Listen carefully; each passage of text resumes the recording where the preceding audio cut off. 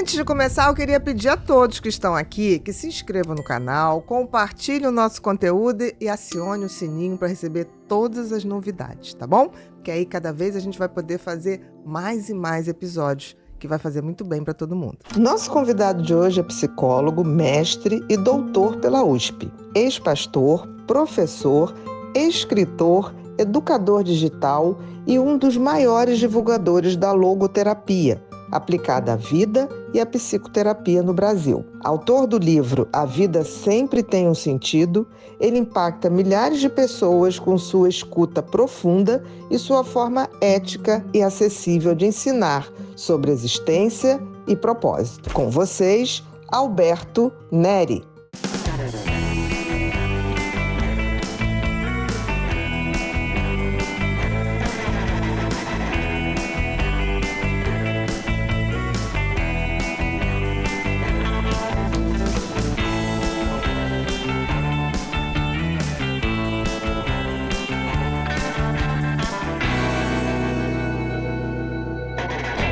Olá, sejam todos muito bem-vindos a mais um episódio do Pod People, o maior podcast de saúde mental da América Latina. Vou fazer uma pergunta simples para vocês.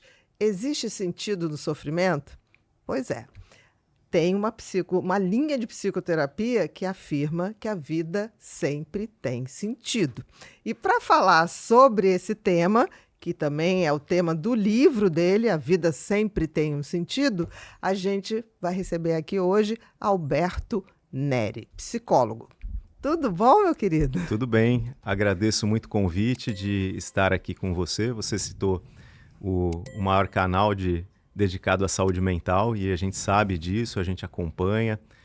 E o seu trabalho, mais do que isso, não é? Desde dos tempos aí ainda de estudos, né? A gente já começou a ter contato com os seus primeiros livros ali. Não fomos nós que demos o título do maior podcast da América Latina, não. Foi o Google. Foi o Google, mas foi o público principalmente, né? Com certeza. Eu fui surpreendida quando recebi isso ano passado, final do ano passado, eu acho. Levamos um tempinho até falando assim, será que é verdade? Não é verdade? Vamos deixar para anunciar isso depois. Mas como a coisa se confirmou, a gente está falando, porque vale a pena a gente também falar coisas do Brasil que funcionam, né? Claro, claro. E é muito legal, acompanho, né? Já vi vários colegas psicólogos, outros médicos, psiquiatras, sempre um conteúdo de muita qualidade e eu espero contribuir aqui também com a perspectiva da logoterapia. Com certeza, tenho certeza que a gente vai aprender muito. Antes da gente começar, queria te fazer uma perguntinha. Algum momento da tua vida você já precisou um pouquinho mais de foco, de concentração e de disposição? Com certeza, né? Quem não, né? Filho pequeno, estudos, né? Sempre, né? Aquela coisa do TCC, do mestrado. Agora eu tô com uma bebezinha de 2 meses em casa, né? Então, de vez em quando a gente precisa de um pouquinho mais de energia, né?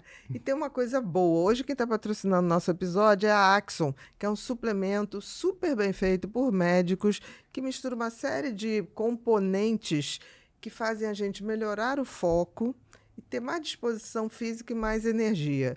E foi algo que me foi proposto para experimentar. Experimentei durante 3 meses, tomando todo dia de manhã, e posso dizer que o que eles falam, eles entregam. Dá uma diferença muito grande, principalmente no nosso foco e na disposição física. É bom para o corpo e bom para a mente, né? Não, Bru? Isso aí, e você também usa. O Bru, de vez em quando, estava nas câmeras. Energético pelo Axon. Exatamente. Não toma mais energético. Que não dá problema, porque o Axon não dá taquicardia, não dá aquele problema, porque ele tem um equilíbrio de teanina, taurina, e a dose de cafeína é pequena, mas ainda tem a metilcobalamina. Às vezes dava formigamento, Bia, sabia? Quando tomava energético. O energético, porque tem uma overdose de cafeína, os energéticos comuns. O que não é o caso do Axon. O Axon resolveu isso. Atrapalhava meu sono tudo. Agora, desde que comecei a tomar o Axon, vi uma melhora assim incrível, Bia. E também, Bia, não posso deixar de falar que todo mundo que está assistindo aqui o Pod People sim.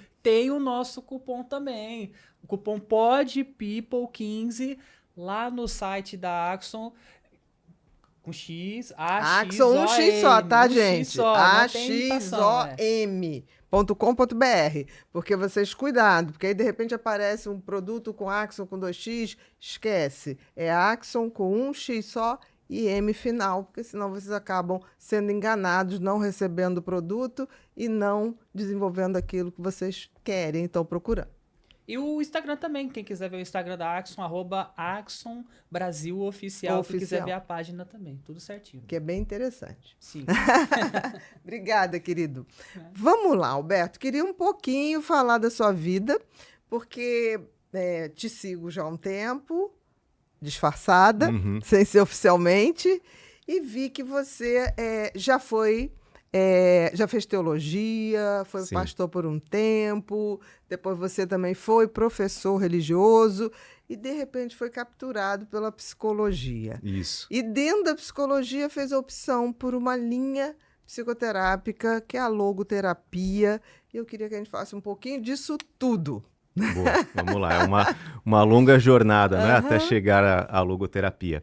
Mas eu, por volta ali dos 16 anos, né, naquela fase de escolher o curso superior, né, sempre fui muito envolvido com a igreja.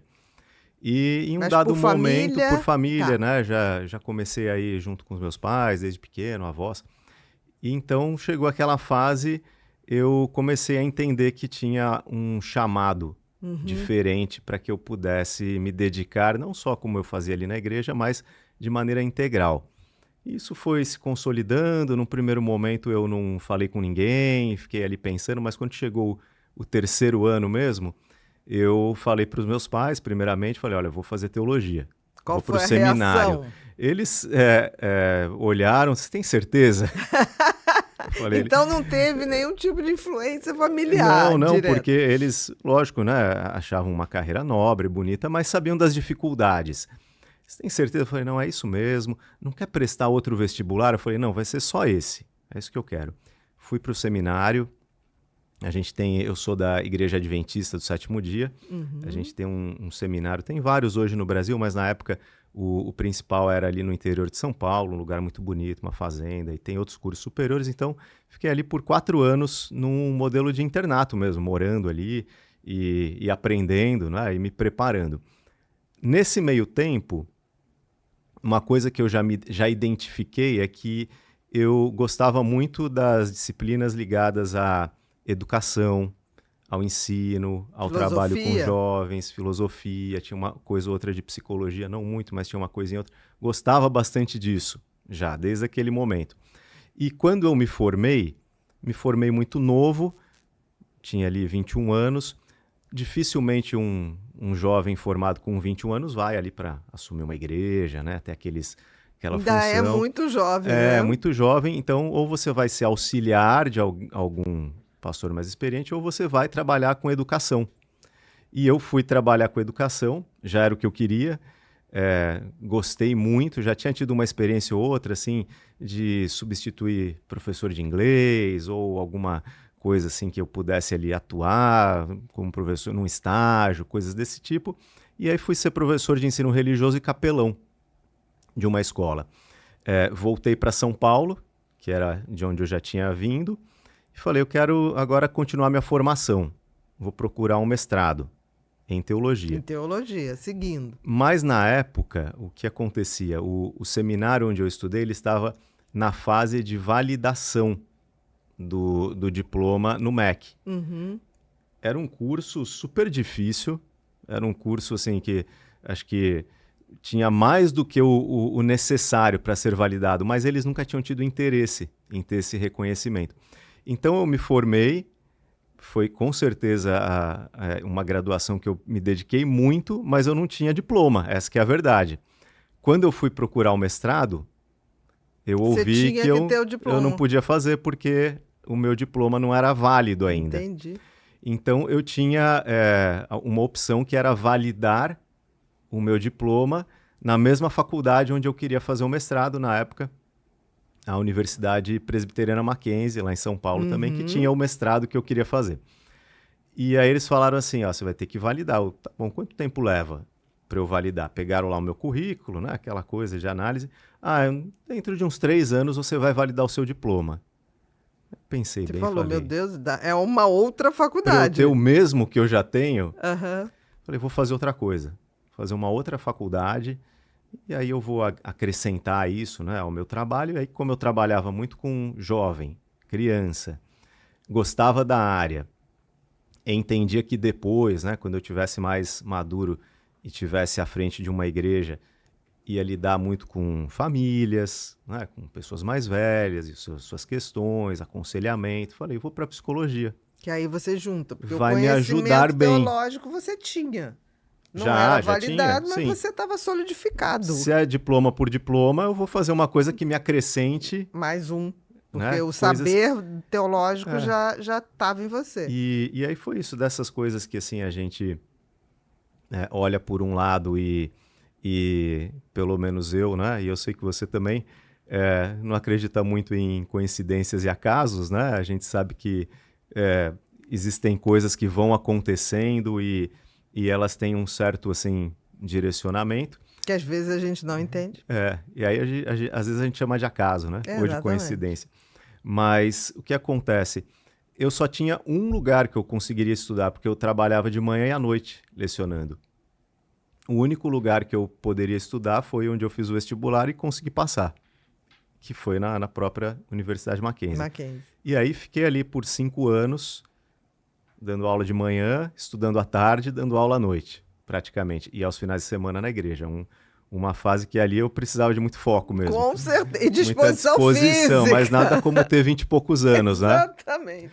E aí fiquei lá esses 5 anos, me formei em psicologia, mas sempre que me perguntavam, até na faculdade, o pessoal sabia que eu era pastor.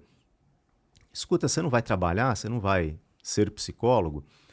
E na denominação adventista, os pastores têm dedicação exclusiva. Sim. Você não pode ter uma outra profissão. Então eu pensava, não, minha dedicação é essa. Eu vou usar esses recursos e já comecei a usar desde o começo. Desde o primeiro semestre eu já estava aprendendo coisas ali que eu ia aplicando né, no meu trabalho. Somando no seu trabalho. Muita gente pelo Instagram chega e me pergunta, tô pensando em fazer psicologia, o que você acha? Às vezes as pessoas mais velhas, assim, né? E, tipo, nem é velha. A pessoa, sim. Sei lá, já passou daquela fase dos 17. Eu sempre falo, faça. Independente, qualquer conhecimento soma, né? Independente de ser um curso longo, 5 anos, faça. Passa rápido, é legal.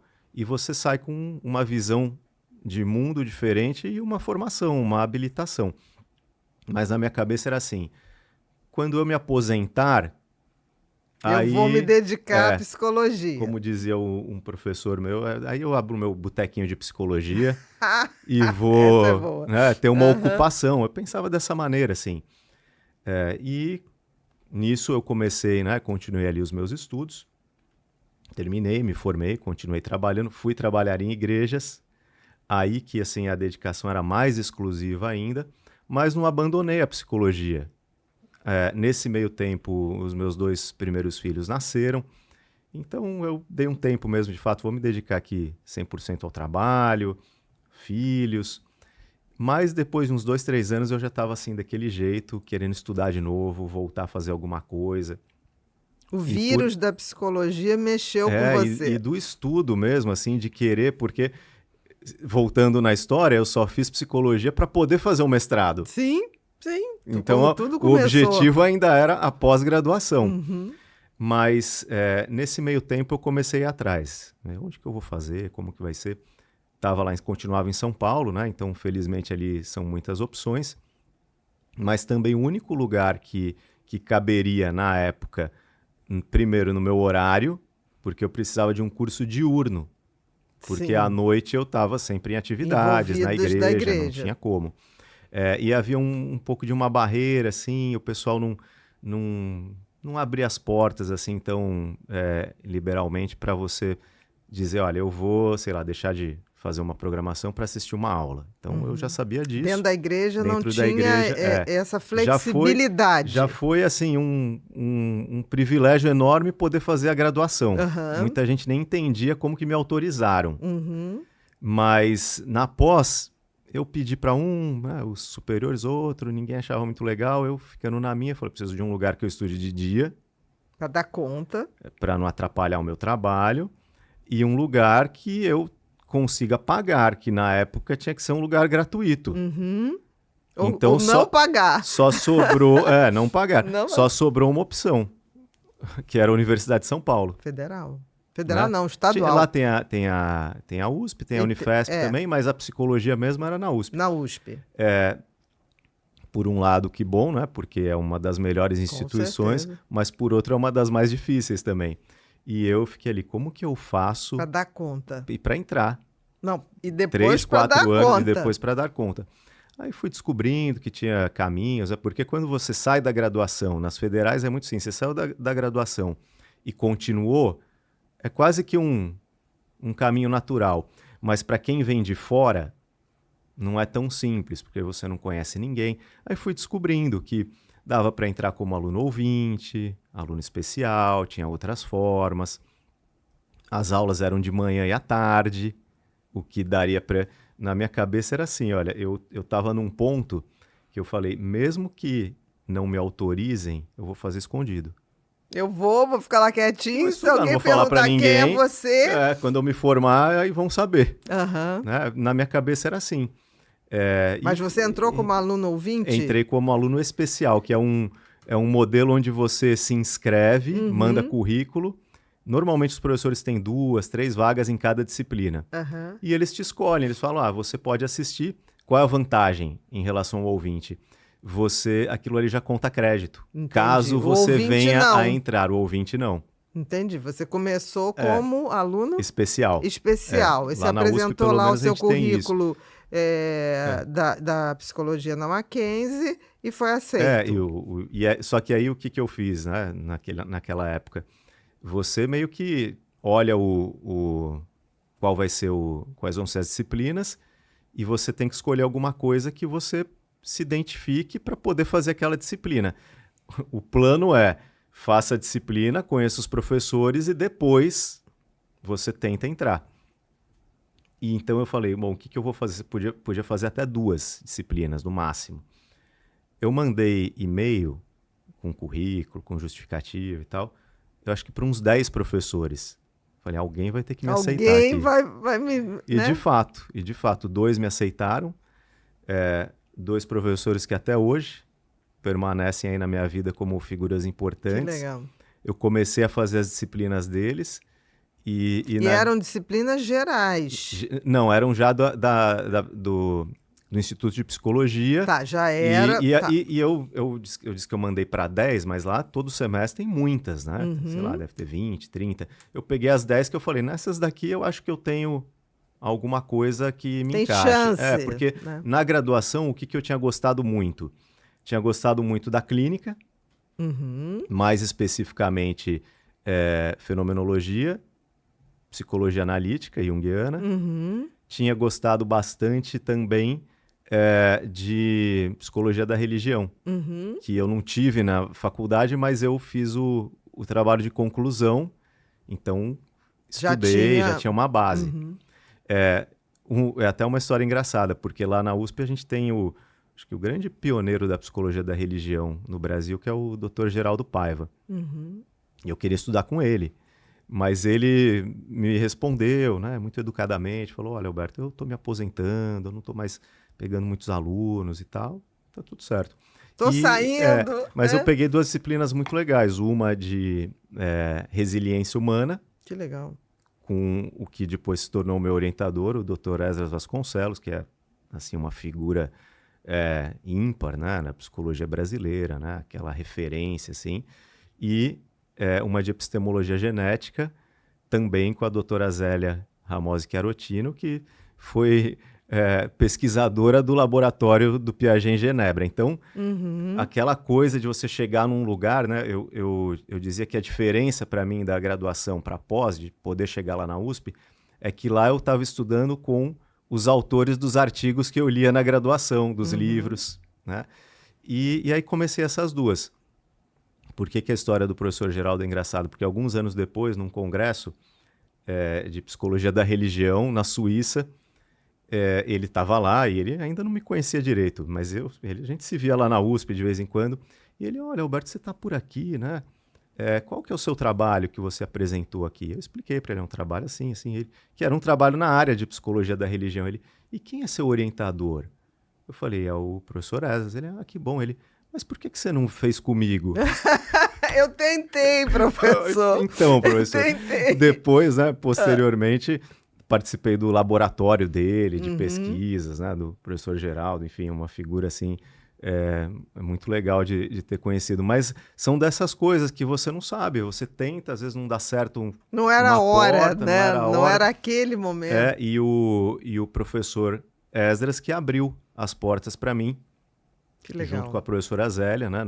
A professora Zélia falou assim, olha, Alberto, o que você quer estudar? Isso já depois de um ano ali, quando ia chegar o processo seletivo do mestrado. Ela falou, não é muito a minha área, eu queria estudar uma área mais na psicologia da religião mesmo. Que era mais do Geraldo mesmo. Mais do Geraldo, mas como eu ia colocar logoterapia no meio, e aprendi logoterapia com o Dr. Esdras, então cabia. E ela falou assim, ela é mais da área da teoria piagetiana, filosofia da ciência. Ela falou, mas se você passar e não conseguir ninguém, eu te aceito. Tudo bem, você já tinha um. Eu falei, bom, agora eu tenho obrigação de passar. Exatamente. Tenho obrigação. No final, não foi necessário, né? Porque o professor Esdras falou, não, legal, eu vou orientar você e tal. E passei e comecei. Foi com ele que eu comecei a aprender logoterapia. Você até então nunca tinha visto? Nunca tinha ouvido falar na graduação inteira. Mas ele falava de resiliência. Então, o Dr. Esdras é a pessoa que trouxe para o Brasil, nos idos dos anos 80, a teoria do estresse. Ele fez toda a formação dele na Alemanha. Na mesma época, a doutora Marilda Lippe fez toda a formação dela nos Estados Unidos e ambos trouxeram. Ambos são, né, figuras assim, aquelas figuras, né, pioneiras. E então todas as disciplinas de resiliência, estresse, coping, psicologia da saúde, burnout, tudo que tinha a ver com isso era com ele ali. Então eu fui fazendo essas disciplinas todas. Mas ele tem um conhecimento muito vasto, muito eclético, da psicoterapia também. Nem todo professor acadêmico é psicoterapeuta. E ele é. Então ele trazia todo esse lado. E quando eu comecei ali a estudar ele tinha teoria a e resiliência, tinha a prática, né? Ele apresentou as principais teorias do campo da psicologia e da neurociência para a gente entender a resiliência.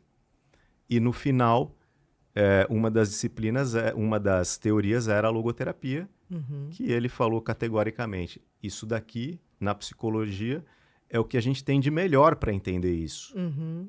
Mas eu lembro que já para entender a resiliência né? humana. Exatamente. Né? E aí eu lembro que logo na ementa ali, no plano de curso, eu olhando os livros e tal, eu falei, eu me deparei com o livro do Viktor Frankl, um psicólogo no campo de concentração.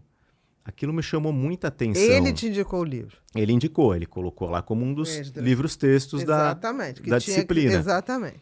Mas quando eu vi ali o livro, foi o primeiro que eu fui comprar, porque primeiro eu nunca ouvi falar disso. Como assim um psicólogo no campo de concentração? Nunca ouvi falar disso. E eu sempre gostei de filmes, documentários sobre a Segunda Guerra, sobre a questão do Holocausto, né? Tinha interesse nesse assunto. Era psicólogo, eu falei, como que ninguém nunca me mostrou isso?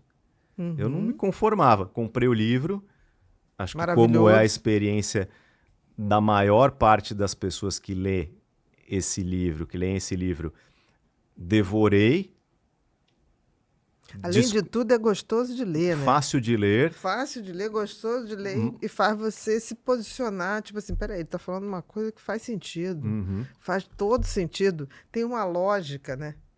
Tem. Uma lógica explicada pela experiência que ele viveu. O que ninguém me avisou, e isso eu aviso para as pessoas, é que precisa comprar a caixinha de lenço para ler, né, e ir se preparando, porque é um livro muito tocante. Mas, ao mesmo tempo, tem uma suavidade em tocar a alma. Diante do assunto que ele fala, né, comparando com outros livros do mesmo tipo, né, é até leve a leitura, mas muito emocionante, assim.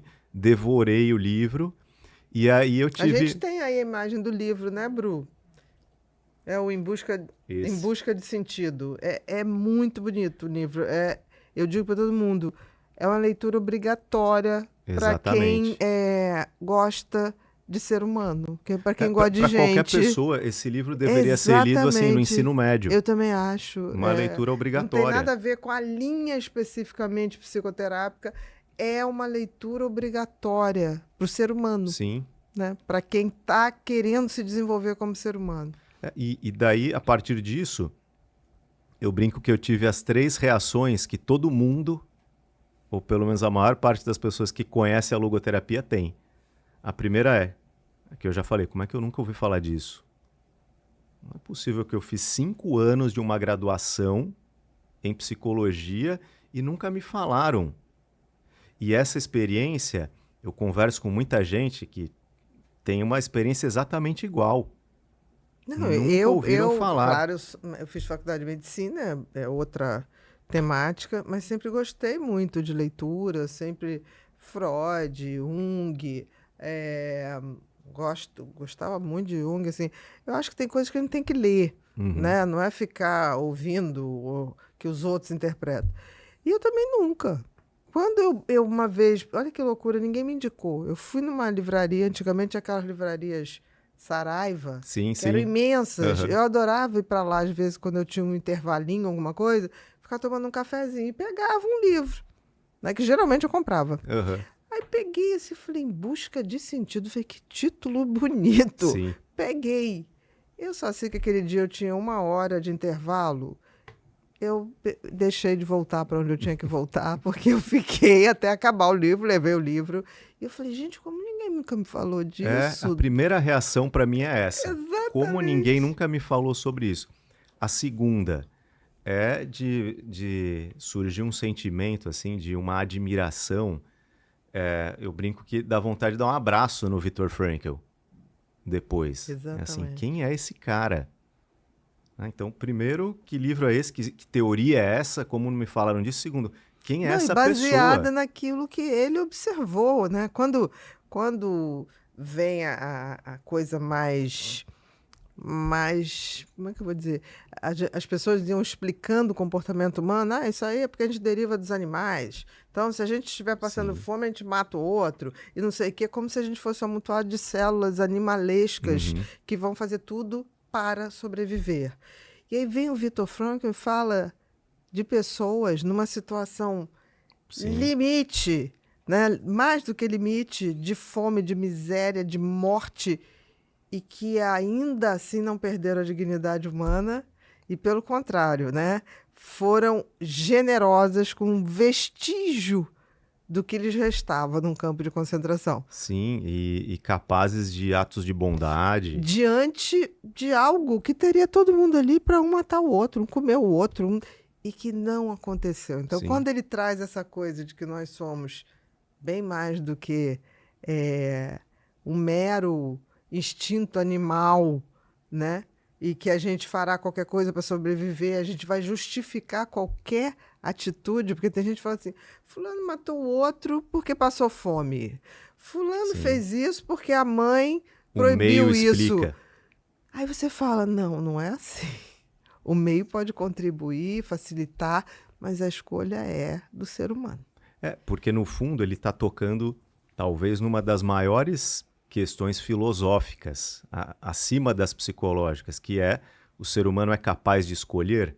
Exatamente. Ou ele é determinado? As circunstâncias moldam totalmente uma pessoa? Até que ponto? Então ele está entrando nesses méritos. Não à toa, depois de voltar, né, da guerra, ele vai concluir o segundo doutorado dele, que é em filosofia. Então ele já era um médico, né, psiquiatra e neurologista, e vai agora ter essa nova especialização. Aí é uma outra parte da história, que é quando ele entra na discussão filosófica mesmo, né? E ele tem um livro ali que é uma preciosidade, que é A Presença Ignorada de Deus. De Deus, maravilhoso outro título, também, que eu li. Só a capacidade de escolher títulos ali. A Presença Ignorada de Deus. Falei, esse livro é incrível. Esse livro também é incrível. Para começar é esse. Para começar é esse. Eu tive uma aluna... Quem quer começar, comece com Em Busca de Sentido. Sim, eu tive uma aluna na faculdade que eu sempre falava do Frankl, eu não tinha nenhuma disciplina disso, mas eu dava um jeito de colocar, né, logoterapia em quase tudo. E ela falou, professor, eu comprei um livro do Viktor Frankl, eu comecei a ler, mas eu não estou entendendo nada. Eu falei, o que você está lendo? Qual?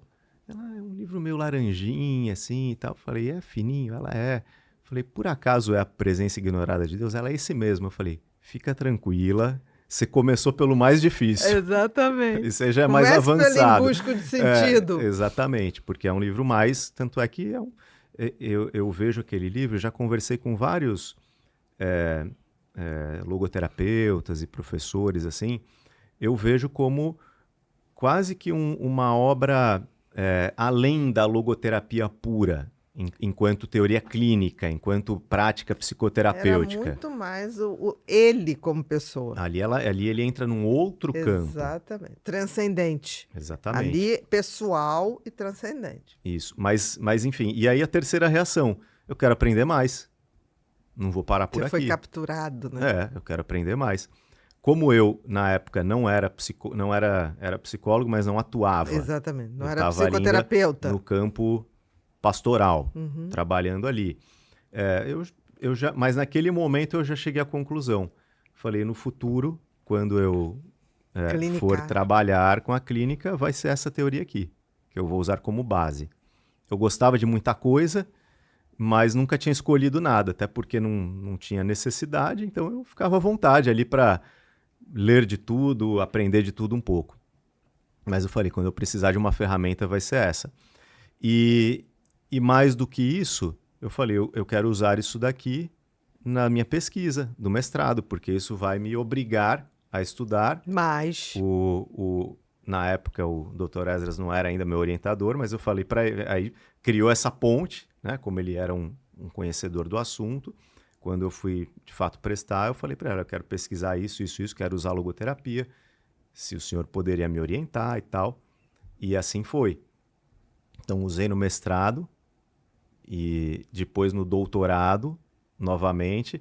Nisso, eu fiquei ali, eu fiz assim, tanto mestrado como doutorado, quase que no prazo máximo que eu podia, porque eram tantas coisas ao mesmo tempo. Imagina, que eu falei, você ainda tinha vida religiosa, o trabalho, casado, família, filho. Exatamente. Filhos. Então, eu ia usando ali todo o tempo que eu podia, mas o que acontece? Eu já sabia que eu queria me aprofundar e fazer isso era uma boa forma. Procurei cursos, na época só tinha um curso que dava para ser feito lá em São Paulo, mas eu não poderia fazer porque as aulas eram às sextas à noite e ao sábado o dia todo. Que você não podia, que eu, por questão religiosa e da igreja, não poderia fazer. Então, aí que eu falei, eu vou ter que aprender por mim mesmo, não vai ter outra opção. Comprei todos os livros que eu podia, ia lendo, ia usando o meu orientador para me explicar uma coisa ou outra. E na época, não estou nem falando de tanto tempo atrás, isso daí, vamos dizer, eu terminei o mestrado em 2014. Tem pouco tempo. Mas na época não tinha quase nada no YouTube, não tinha tantos livros quanto tem hoje, tinha alguns já, mas não tinha tantos livros quanto a gente tem hoje, e cursos só tinha 2 no Brasil, presenciais. Em São Paulo. Um em São Paulo e um em Curitiba. Uhum. Mas, apesar disso, eu continuei estudando, fui aprendendo, e aí que vem a transição. Por quê? No meio de...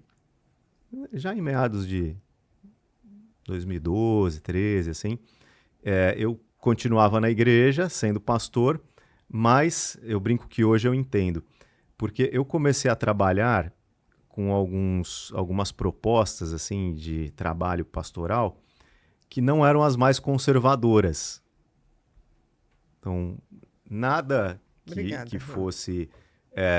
que não fosse autorizado, né? Era autorizado, sim, mas não era típico. Não era típico, nem um pouco típico. Por exemplo, a última igreja que eu fui pastor era num modelo assim de, como a gente chama até hoje lá de home church, e se você quisesse levar seu cachorro para o culto, não tinha problema. Uhum. Chegar de bermuda, de chinelo. A gente foi criando, né? Eu com um grupo de outros membros de igreja, assim.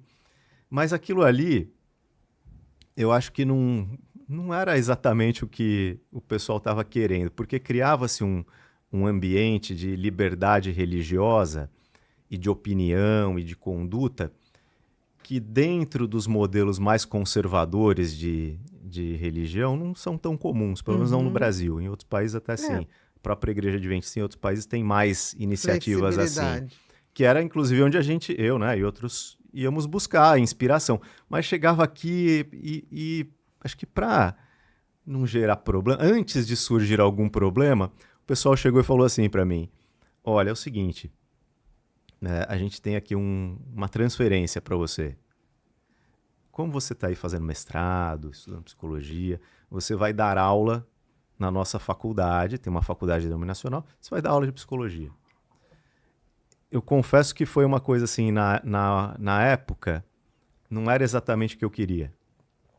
Mas você sabia que tinha que ir, não era uma escolha. Eu estava na dúvida no começo, mas depois eu fui conversar com um e com outro, eu falei, tá bom, agora eu entendi que... Não é uma escolha, é uma saída delicada. Mas você vê, né, como a logoterapia entra assim na vida da gente, e não é só uma teoria psicológica, eu digo, é uma maneira da gente aprender a encarar a vida.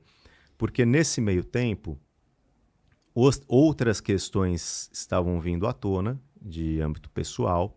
Então, nesse mesmo período, eu passei por um divórcio e uma transição de carreira. Involuntários. A vida lhe apresentou. A vida vai colocando nada previsto, nada planejado. Exatamente. Né? Ninguém em casa pensa em separar e ninguém escolhe uma carreira pensando um pastor, então. Né? Por mais que você identifique, né? E enquanto psicólogo também, são as duas coisas, né? De um lado, você identificando várias coisas e entendendo qual deve ser o desfecho, né? Inclusive qual deve ser o melhor desfecho.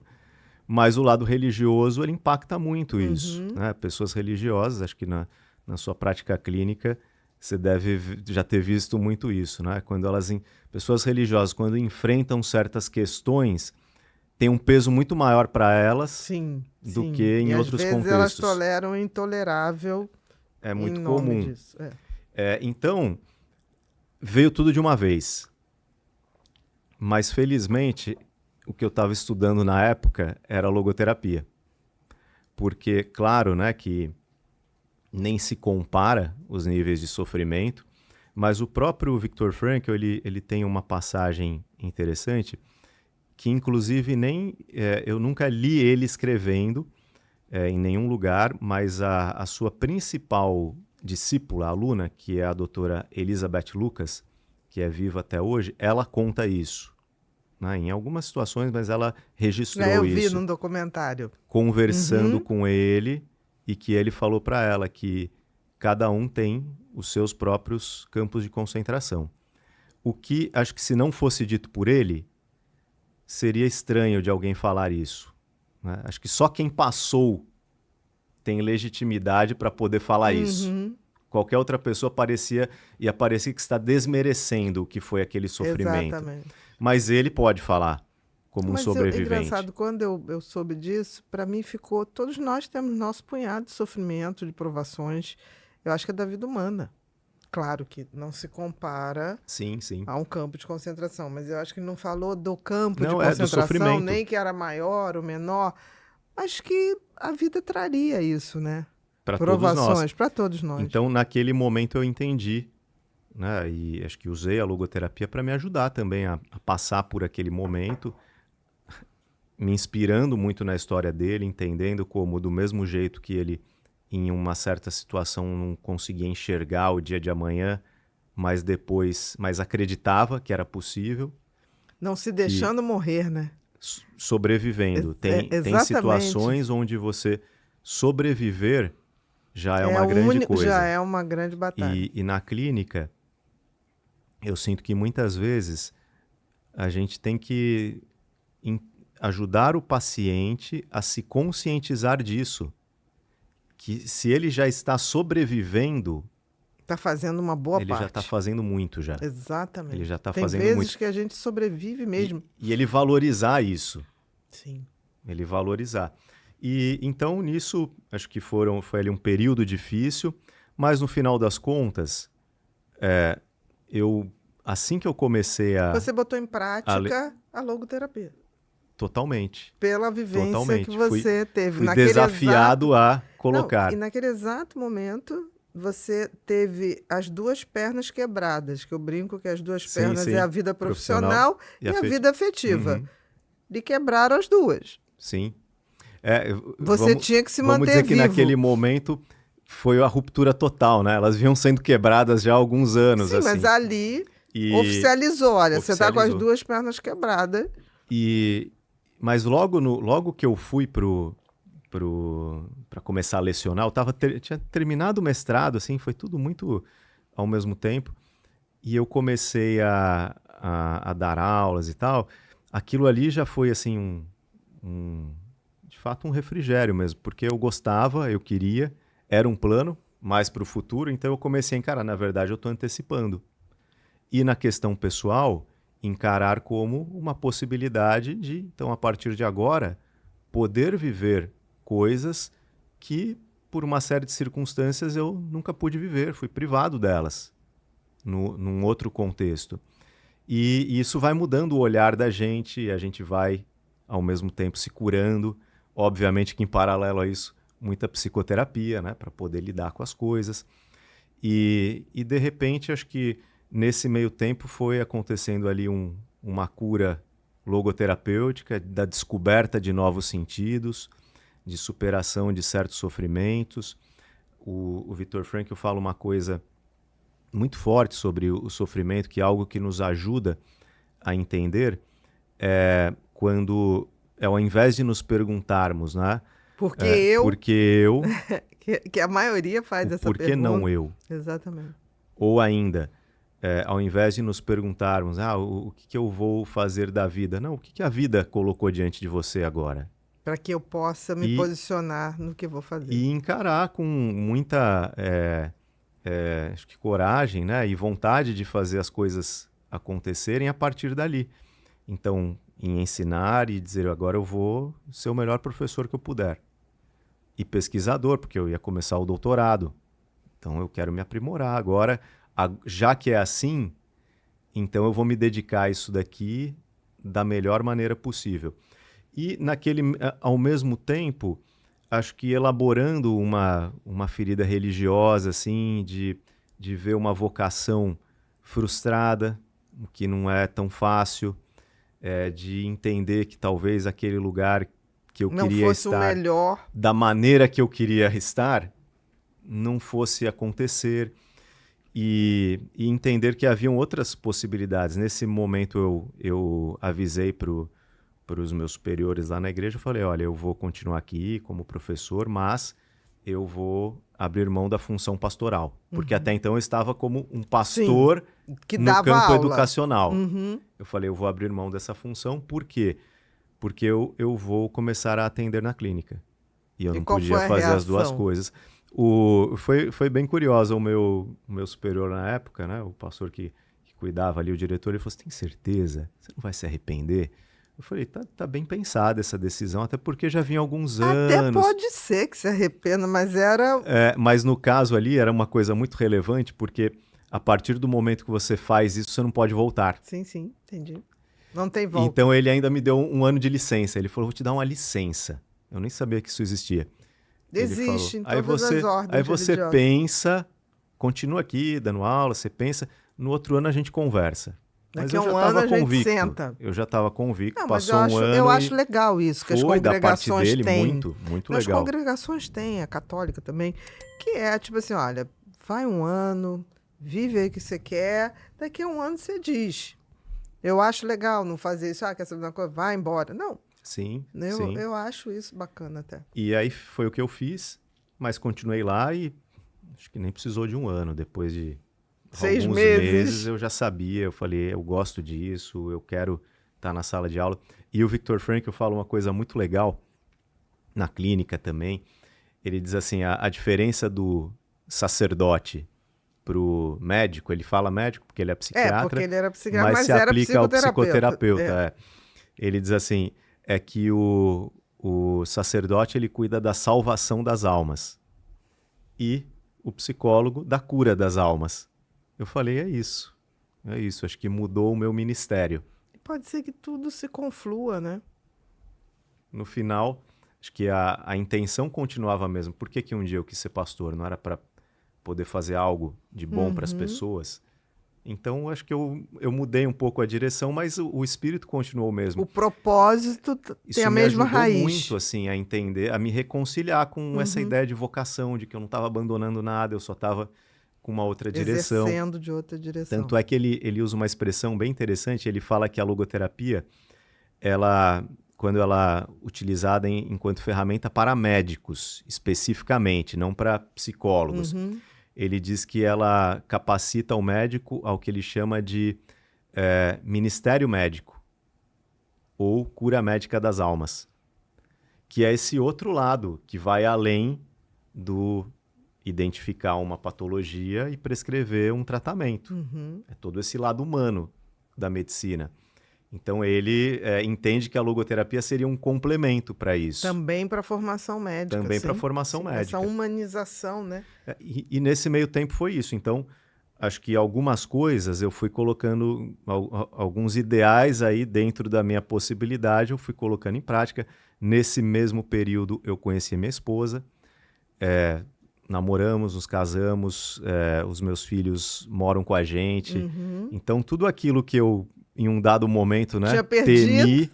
Não, e se desfez, foi agora, se recompondo. Esse ano nasceu a nossa caçulinha. Então, as coisas no âmbito pessoal foram se recompondo. E no âmbito profissional, eu fui entendendo a partir dali o quê?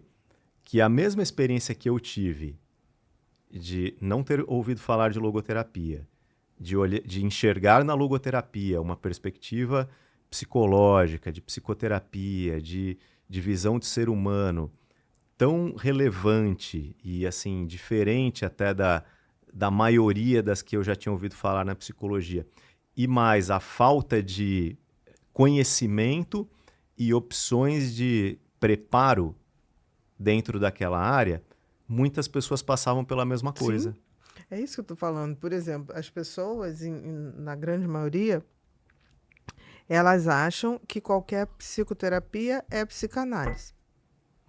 Aí dentro da psicanálise, acho que é só freudiana, que também já não é só freudiana. Você tem um que eu acho muito bacana. Senão, eu acho que todo conhecimento soma. Eu acho que os conhecimentos são muito bacanas. Alguém pensou alguma coisa.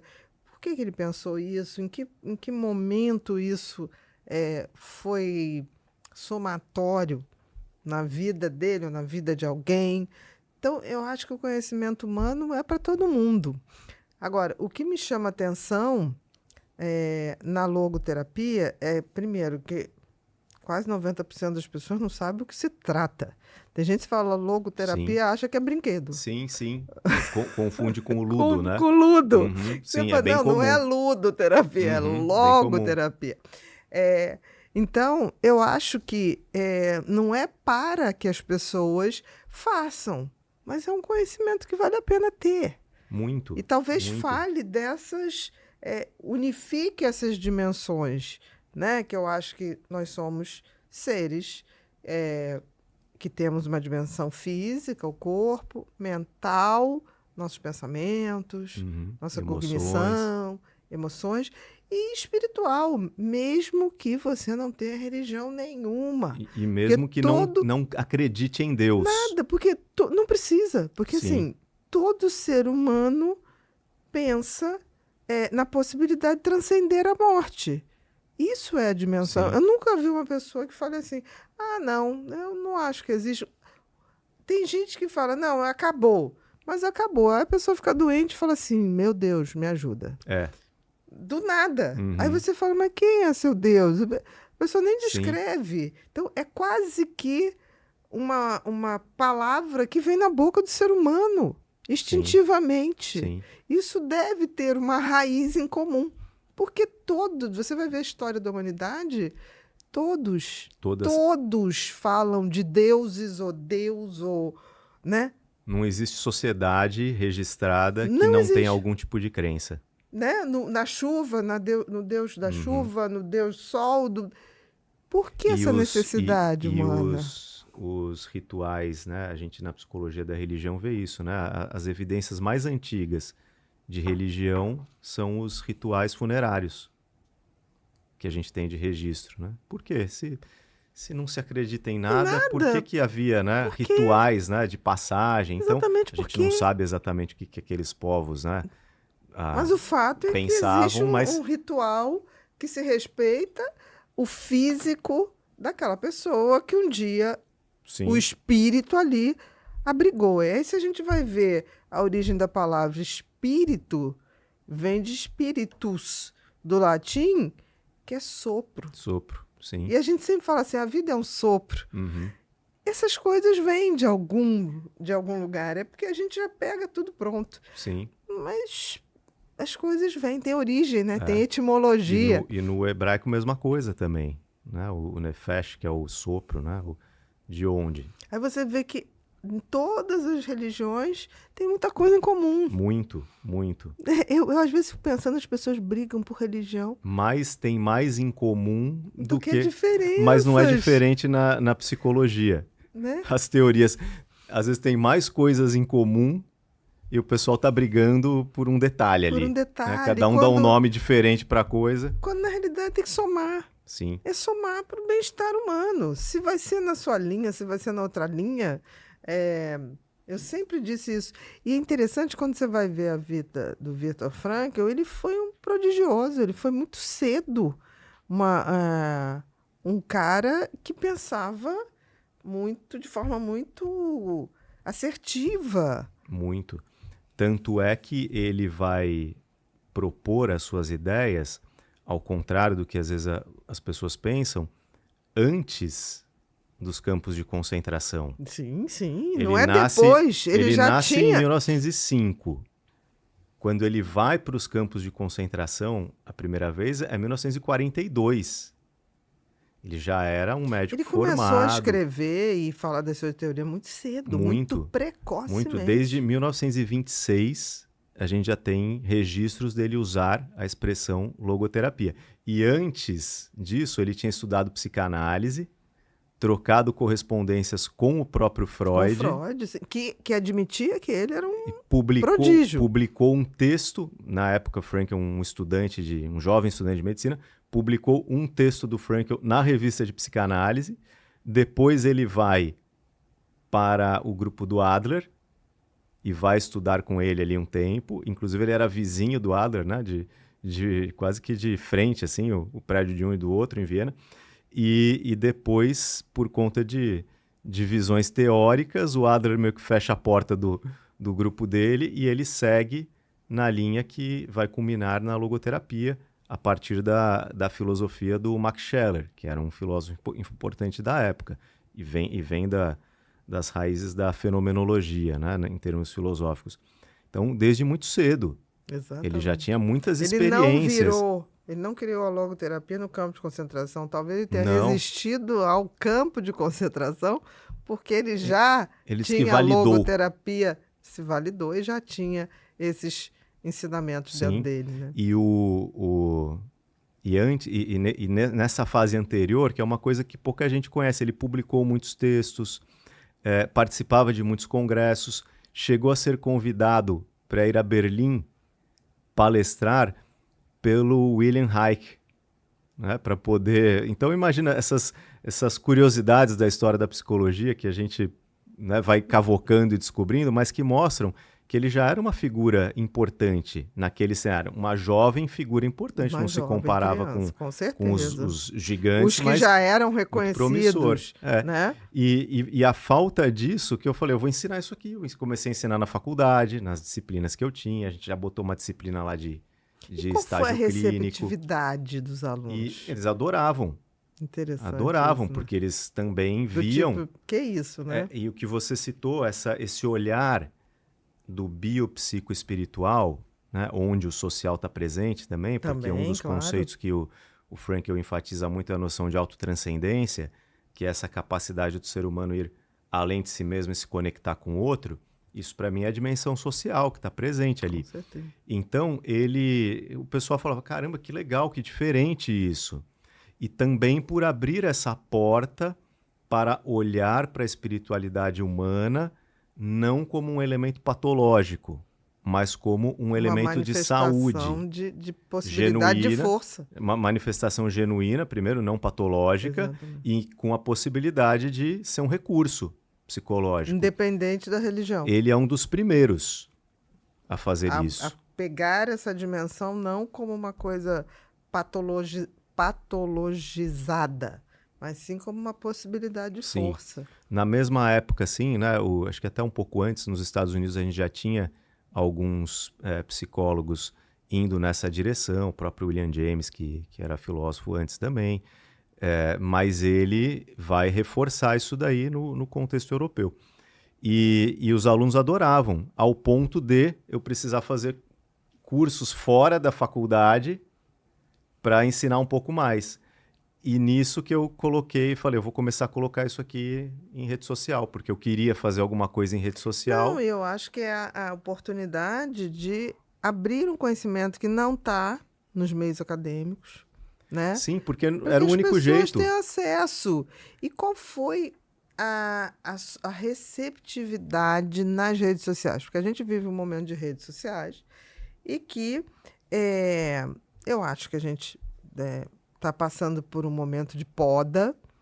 Eu acho que teve um boom de rede social, que eu acho que o auge, para mim, foi ano passado, 2024, que tudo que se colocava ali, independente se tinha conteúdo ou não tinha conteúdo, tudo girava.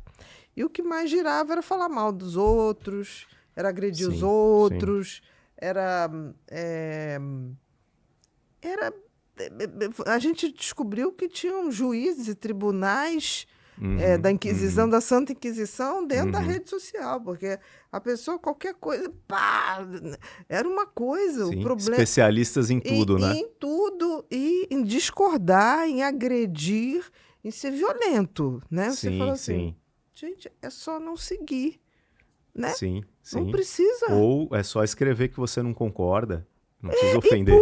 Não, mas é assim, é como se fosse uma guerra santa, né? Em cima de opiniões. Quando você chega na rede social, qual foi a receptividade? Porque é uma coisa relativamente nova, não nova no conteúdo, mas nova de possibilidade. Sim. Você teve essa coisa do tipo, não, mas isso não tem sentido, não, mas isso... Sim, teve, acho que tem até hoje algumas coisas, mas quando eu comecei esse trabalho foi em meados de 2018. Então o cenário antes da pandemia. Era diferente e eu postava ali comecei a postar um videozinho ou outro no YouTube, comecei a postar uma coisa ou outra no Instagram, principalmente essas duas redes. No começo eu ainda usava até o próprio Facebook, mas depois, aonde as pessoas tinham interesse mesmo, estava ali nessas duas redes. E ali, a maioria das pessoas se interessava e diziam, que legal, eu nunca ouvi sobre isso na faculdade. Então, a primeira receptividade foi uma receptividade positiva, interessante. Positiva. De vez em quando, e até hoje, aparece o pessoal dizendo assim, mas isso daí não tem validação científica. Mas isso daí, o que é uma mentira completa. Mas naquela fase, ainda nem tanto. Era mais tranquilo, assim, era mais o pessoal que... Até porque era vamos dizer, um movimento menor, então quem chegava ali é porque tinha interesse mesmo no assunto. Sim. Hoje que acaba mostrando para mais pessoas, às vezes alguém que nem conhece e já é de outra área da psicologia, já tem alguma barreira, alguma opinião pré-formada, mas parte do trabalho também é para quebrar isso. E eu tinha um curso na época que eu estava ministrando, um curso pequeno, eu fazia no meu consultório mesmo, cada turma tinha acho que 5 alunos no máximo, que eram uma formação em logoterapia. Então, de vez em quando eu transmitia essas aulas. Entendi, no modelo de live. Tá. Eu estava lá com o pessoal, abri uma live, olha, Sim. pessoal, hoje eu vou dar uma aula aqui pro pessoal sobre, sei lá, o conceito de tríade trágica, um dos conceitos teóricos. E nisso, postava às vezes um videozinho ou algum, e nisso o pessoal começou a me perguntar, que legal, professor, tem esse curso online? Eu falei, as primeiras vezes, não, né, não tem. Mas rapidinho eu falei, realmente, não faz sentido. Porque se o meu objetivo era poder ampliar e difundir, aquilo ali precisava estar online. Então, a partir daquele momento, eu já tinha criado o meu instituto, né, um pouco antes disso, que é o IPLogo, Instituto de Psicologia e Logoterapia. A partir daquele momento, eu comecei a responder assim, ainda não, mas vai sair uma turma em breve. Ainda não, mas vai sair uma turma em breve. Eu estou resumindo a história, né? Isso aí ficou assim, quase um ano, né, nisso tudo. E fui fazendo uma listinha de pessoas interessadas. Organizei aquela história, né, de produzir conteúdo, a gente às vezes não sabe como que filma, como que edita, tudo sozinho. Comecei fazendo tudo sozinho.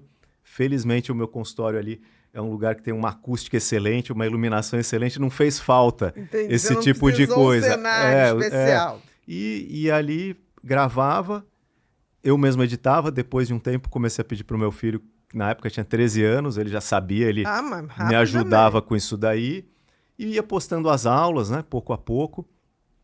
Mas quando eu abri a primeira turma, com o pouco de conhecimento que eu tinha ali vamos dizer, de rede social, de estratégia, o que eu fiz? Eu ia para um congresso de psicologia da religião, na época, na Polônia. E eu falei, bom, se eu vou para a Polônia, eu preciso fazer uma visita ao campo de concentração, porque eu quero conhecer aquilo ali, eu quero ver um dos cenários da história. O Frankl ficou em 4 campos, né? Auschwitz foi um deles. Inclusive foi o que ele ficou menos tempo, mas muitas das histórias do livro ele conta do que aconteceu lá. E aí fui e avisei pro pessoal, eu vou para um congresso, vou transmitir tudo aqui nos stories e tal, vou mostrar o campo.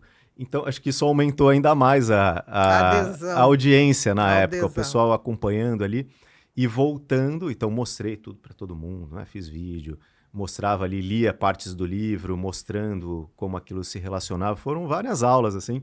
E quando eu voltei, aulas práticas, quando eu voltei e abri a turma, a gente já fechou uma turma com muitos alunos. Então, nisso eu fui começando, né? Então, criei ali o primeiro curso de logoterapia, uma formação 100% EAD, em língua portuguesa. E depois foi uma coisa atrás da outra. Um primeiro curso sobre religiosidade e espiritualidade à luz da logoterapia, né? Curso de amor e sexualidade à luz da logoterapia. Uma coisa atrás da outra. Depois comecei a trabalhar junto com outros parceiros. Fizemos ali uma pós-graduação, que agora está abrindo a 8ª turma. Que legal. E isso ajudou a divulgar a logoterapia, a aumentar muito a audiência, né? O alcance. Então a gente percebe na prática que muito mais pessoas conhecem, mas é pouco ainda.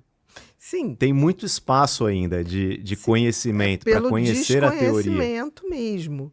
E quando você aplica aí na questão clínica a logoterapia, na prática clínica, o que você vê de diferença nos resultados das terapias mais consagradas ou mais conhecidas? É legal essa pergunta, porque aí a gente entra, né? Então, fechando a transição toda, a longa história foi isso. Né? Foi isso. Mas aí entra a questão da prática clínica. Por quê? Porque eu acho que nem todo mundo está preparado para a logoterapia. Eu acho que as pessoas talvez estão, mas não sabem. Talvez seja exatamente mais de se despertar. Porque assim, você tem que ter um nível de consciência de autoquestionamento, né? Do tipo assim, peraí, o que eu estou fazendo aqui? Né? Ao que me destino? Você tem que ter algum nível de consciência de si e do mundo ao redor. Quando eu comecei a entrar mais nesses méritos, né? Porque, como eu falei, no início foi tipo aquela coisa de ser arrebatado por uma ideia, por uma figura. Mas depois a gente vai tentando entender o lado científico da coisa. Porque a psicoterapia ela é esse campo meio indefinido. O que é a psicoterapia?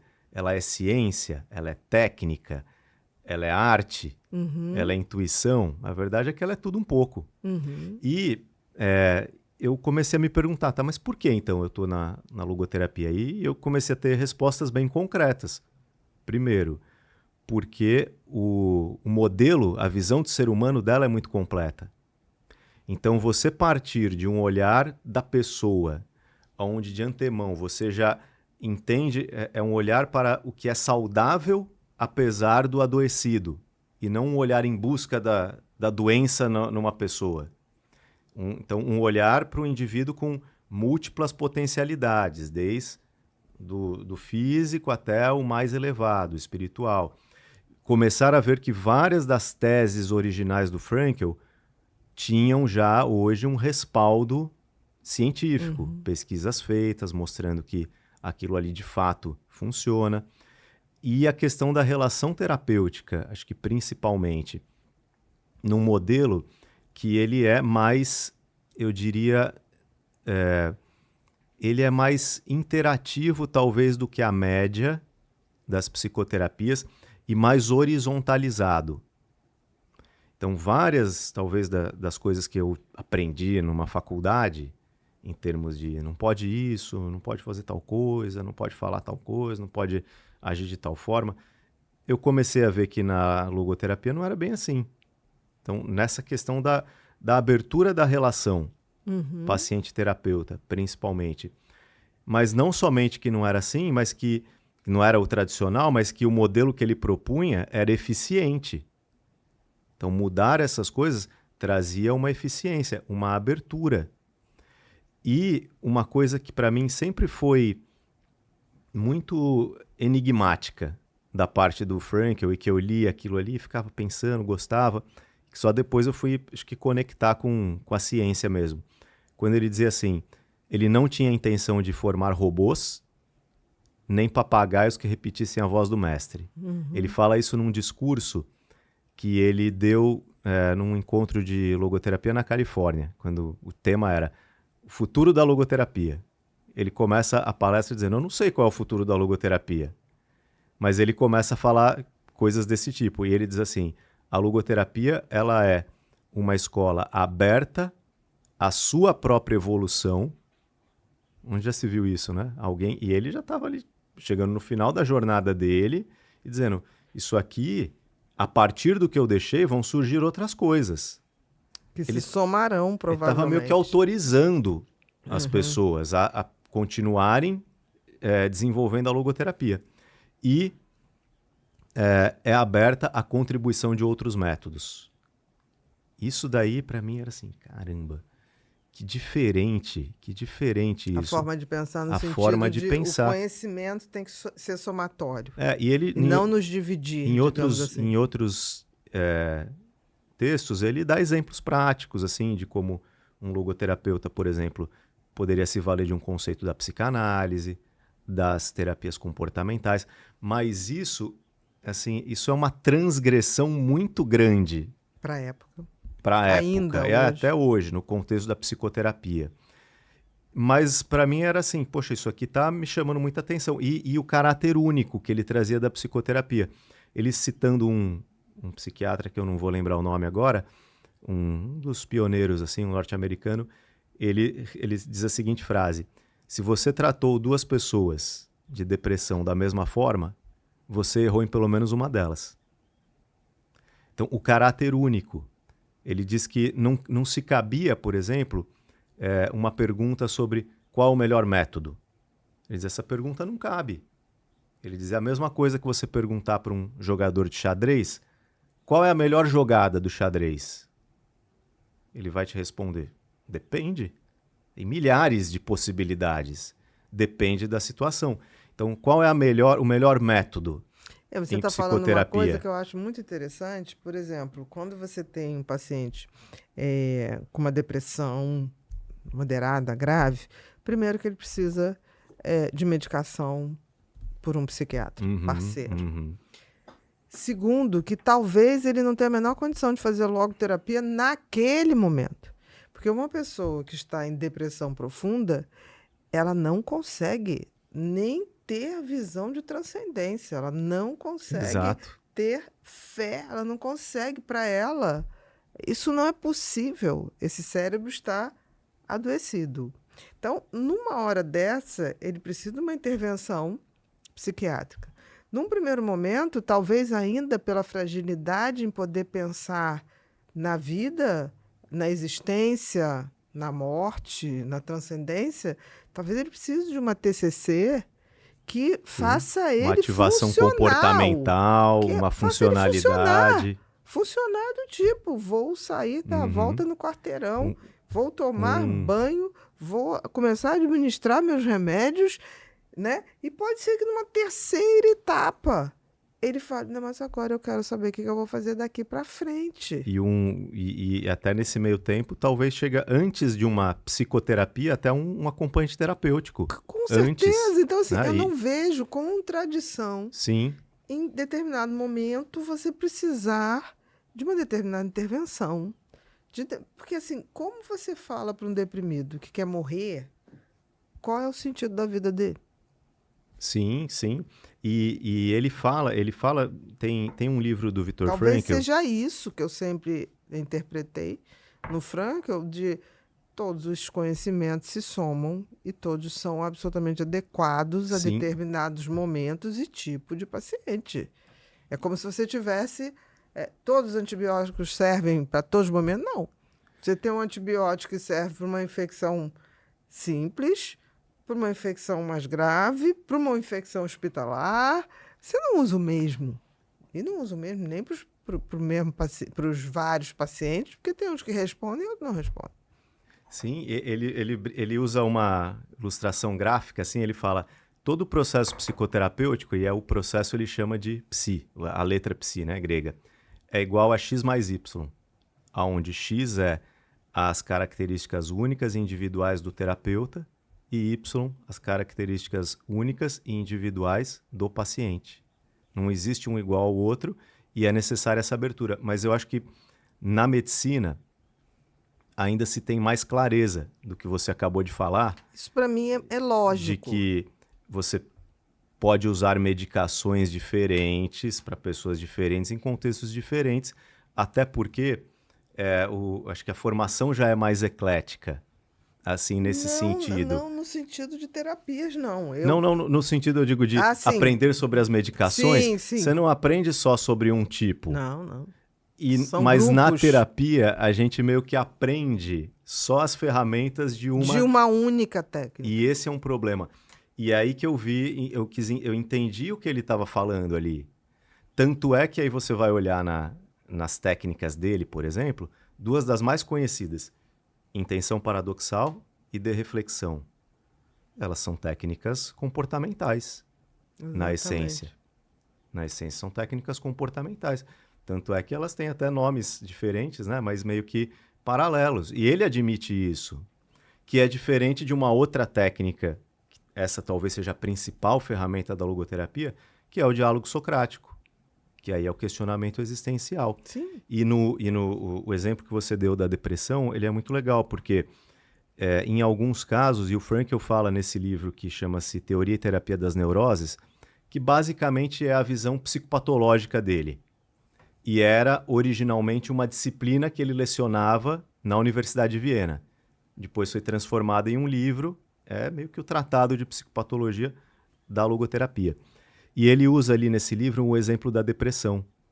E ele chega a falar o seguinte, que em alguns casos, ele fala, em alguns casos até a internação Sim, é necessária. Até hoje. E outros métodos, né? Porque a gente na psicologia, com todo a importância que isso tem, a questão da luta antimanicomial e etc., mas às vezes o pessoal vai para um extremo e se esquece que a internação hospitalar ela pode ter o seu lugar também. É necessária em alguns casos. Exatamente. Né? Quando o paciente bota em risco a sua própria vida ou a vida do outro, é necessário não fazê-la. E pode ser humanizada. Mas é óbvio. Não é igual o que acontecia ali. Não é coisa de tipo assim, ou isso é aquilo.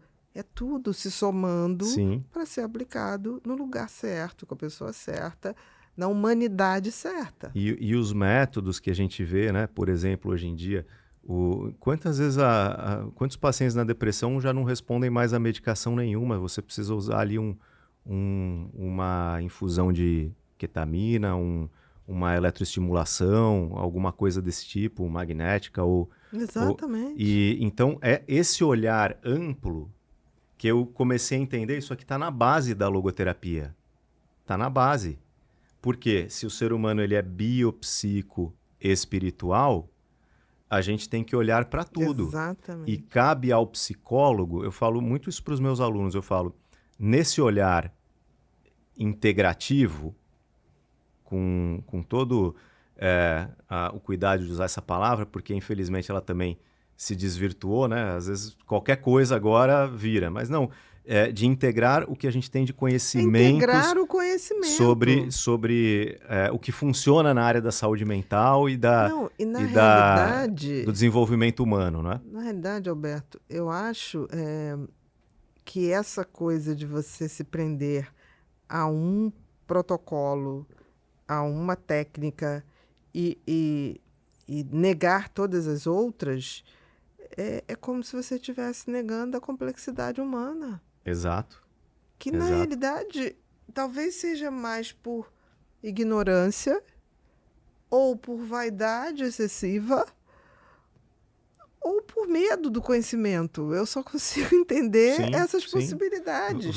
A mentalidade tribal, né, que acaba acontecendo às vezes. É muito complexo, o ser humano é muito complexo. E ele, obviamente que ele, no caso, por ser médico, ele fazia as duas coisas. Então ele primeiro ia em alguns casos, para as abordagens biológicas, somáticas, medicação, internação, e também ele mesmo podia evoluir para o lado que tinha certas coisas que precisavam aqui e outras ali.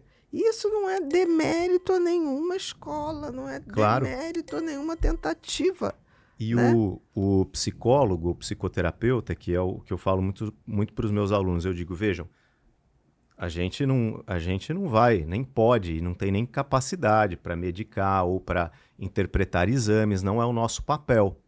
Mas não tem como você receber um paciente com certas características e você não encaminhá-lo para que ele passe num psiquiatra, num endócrino, e que tem essa parceria, em outros profissionais. Que as especialidades possam se falar, sim. Não naquela coisa, o meu paciente, ninguém tem paciente nenhum. Não é propriedade de ninguém. Olha, fulano está indo aí, precisa da sua colaboração para que a gente possa melhorá-lo, né? Porque as pessoas falam de uma maneira, meu paciente, meu quê? Nem filho é seu. Você é intermediário de uma vida que lhe foi dada para que você seja quase que o intermediário para que ele tenha o melhor viver, o melhor desenvolvimento, mas não é seu. E o psicólogo, eu vejo na função do psicólogo talvez uma responsabilidade especial por uma razão muito simples e de ordem prática. Porque ele acaba sendo, de todos os profissionais de saúde, o que mais vê o paciente. Sim. Porque ele normalmente vê uma vez por semana, em algumas situações de crise até mais. Então, eu digo, a gente precisa ter o olhar, encaminhar e fazer esse meio campo aí. Porque assim, você falou uma coisa perfeita, que que nem quando a gente trata a criança, eu sempre queria ouvir a babá e os professores. Uhum. A pessoa, mas por que eu tô falando? Não, porque eles estão mais com a criança do que os pais. Que os próprios pais, exato. Era simples. Então, quando eu falava, chama a babá, não, mas ela é ignorante. Mas não tô perguntando. Eu só quero fazer perguntas que só a babá pode responder. E o quanto a gente vai... A informação é valiosa. Mesmo que aquela pessoa não saiba ler nem escrever, não tem a menor importância. Claro, e o quanto a gente vê hoje, cada vez mais, então, questões que aparentemente elas são emocionais, aí a pessoa faz lá um exame, ela está com deficiência de algum nutriente. Então, o básico, né, está faltando. É difícil você evoluir, como você disse, para uma discussão existencial quando o próprio funcionamento orgânico da pessoa ainda não está no melhor que ela pode. Sim, mas o fato não é, por exemplo, você faz um exame, a pessoa está com deficiência de vitamina D, deficiência de vitamina B12. Ok, vamos corrigir, vamos nos alimentar melhor, vamos ter melhores hábitos. Mas isso é uma etapa. Exato. Isso não é a causa e nem vai levar você a ter um maior nível de consciência, de buscar sentido de vida. O sentido é o quê? Só ficar com o corpo bom? E a própria psicoterapia... Ou o sentido da vida é normalizar exames? Não, isso é o início. É o começo da conversa. E muitas vezes exames quando esses exames correspondem a uma melhora clínica efetiva, porque tem normalizações de exame que não significam nada. E quando eles podem ser normalizados, porque às vezes o trabalho na psicoterapia... Você está dando uma dignidade ao corpo, né? Sim. Que é importante, porque se você não tem um corpo funcionando bem, muito provavelmente seu cérebro não vai comportar sua estrutura mental bem também. Mas esse acho que é o grande olhar que o Viktor Frankl meio que antecipa ali, como um dos primeiros, a colocar tudo isso na mesa. A necessidade de diferentes abordagens terapêuticas, a necessidade de diferentes formas de intervenções e esse olhar mais amplo da questão da existência e do sentido. Porque aí onde entra o sentido da vida nisso tudo? Ele vai entender que o sentido da vida é o grande fator de promoção e manutenção desse bem-estar emocional, Sim, é o psicológico. norte, né? É o que nos norteia. É a trilha que a gente vai caminhar, né? Ele conta uma história curiosa que uma vez ele encontrou com o Maslow, que é o pai da psicologia transpessoal e da famosa pirâmide de Maslow, que tem ali as necessidades e tal. E ele diz que nessa conversa ele questionou o Maslow e falou para ele, olha, eu concordo com tudo que você falou na pirâmide, mas antes das necessidades mais básicas, eu aprendi que está a necessidade de sentido. O desejo de sentido, que ele vai dizer é um dos conceitos fundamentais, e diz o Viktor Frankl, o Maslow concordou comigo. Porque isso está na essência. É isso que ajuda a entender na essência da humanidade. Da humanidade. Por exemplo, eu quero crer, aí é uma opinião, que a gente vive uma pandemia de depressão, sim, de ansiedade patológica, né? Porque ansiedade todos temos, né? Patológica. Os transtornos de ansiedade. E, em última instância, a maioria é por falta de sentido. Sim. Muito. Você vê, assim, a gente tem uma pandemia de suicídio no mundo. Sim. Há muito tempo, desde 2016. Automutilação. Então, assim, essa autoagressividade. E essas pessoas não sabem para onde estão indo. E aí elas grudam suas vidas em parâmetros fabricados por outros. E se aquilo não sai do jeito que se desejava, não tem essa compreensão que a vida não está aí para te agradar. Ela está aí para, de alguma maneira, fazer você melhorar como ser humano. Como será isso? Temos um nível de escolha e temos um outro nível que não é de escolha, é de entendimento, talvez. Aí a gente tem, entrando na teoria pura, né, dentro como essa teoria me ajuda a entender o mundo de hoje. Então tem o lado que você me perguntou da psicoterapia, eu vejo que esse lado da prática da psicoterapia, nesse modelo do Viktor Frankl, super alinhado com o que a gente tem de mais moderno no campo da saúde. Então ele valida a gente de agir assim, de ter essa postura, de saber que você pode, mesmo sendo um logoterapeuta focado nas grandes questões existenciais, tá olhando também para o comportamento, para a dinâmica, para o funcionamento, usar técnicas que vêm de outros lugares. Com psicólogos, outros psicólogos, com psiquiatras, somar, né? Porque, em última instância, o ser humano ele é um animal somatório. Sim, sim. Chegamos onde chegamos porque alinhamos, nos unimos. Foi a união que nos trouxe aqui, não a competitividade. O grande problema que o Frankl vai apontar é o quê? É o olhar reducionista e determinista. É quando você pega uma dessas faces e você diz, isso é o ser humano. Ao invés de dizer, isso aqui é uma das facetas do que é ser humano. Isso é o reducionismo.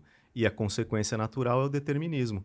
Quer dizer, já que é assim, então já que o ser humano é simplesmente um animal buscador macaco evoluído, de sobrevivência, né? Como ele usa ali num livro, que busca sobreviver, né? Procriar e evitar a dor.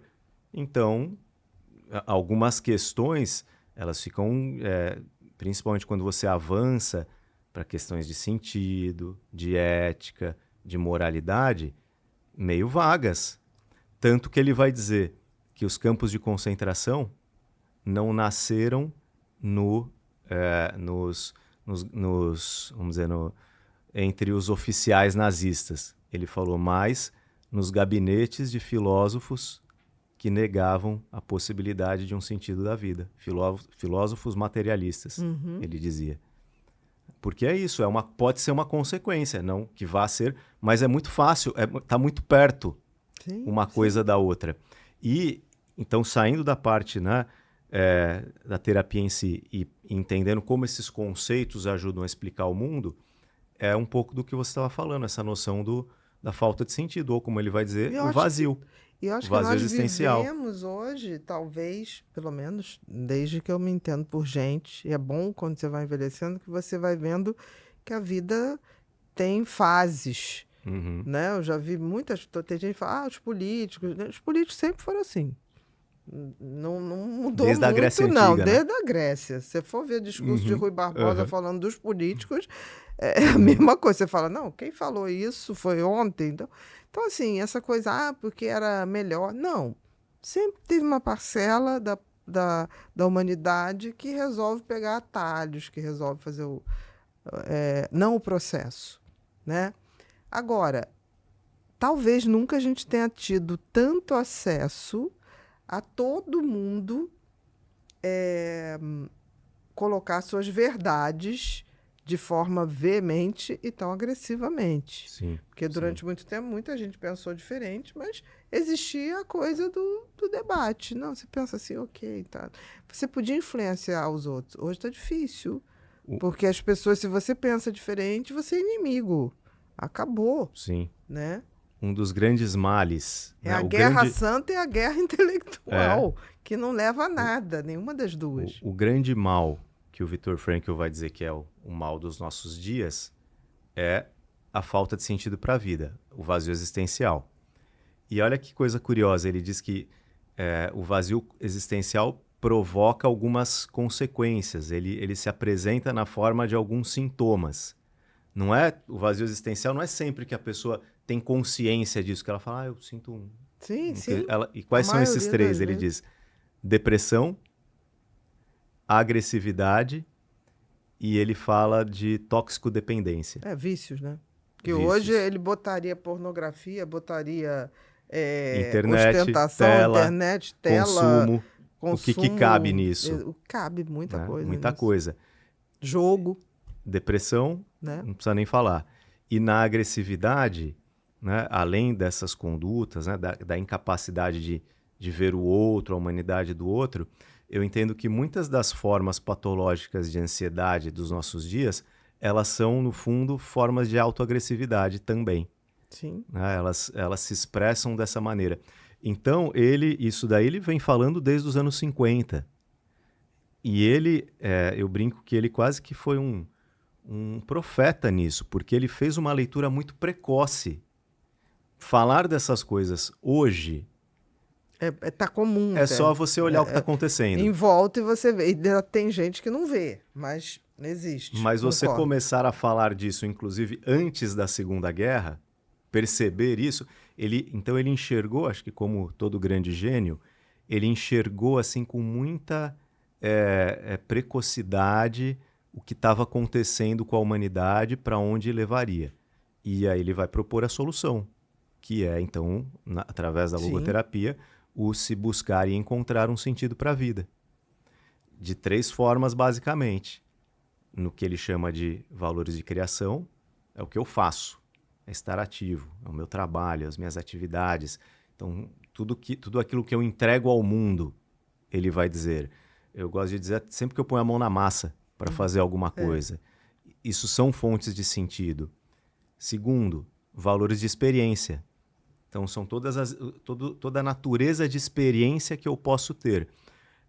Experiência estética, a experiência religiosa, mas principalmente cognitiva. As experiências cognitivas, mas principalmente a experiência de estar em contato com outro ser humano.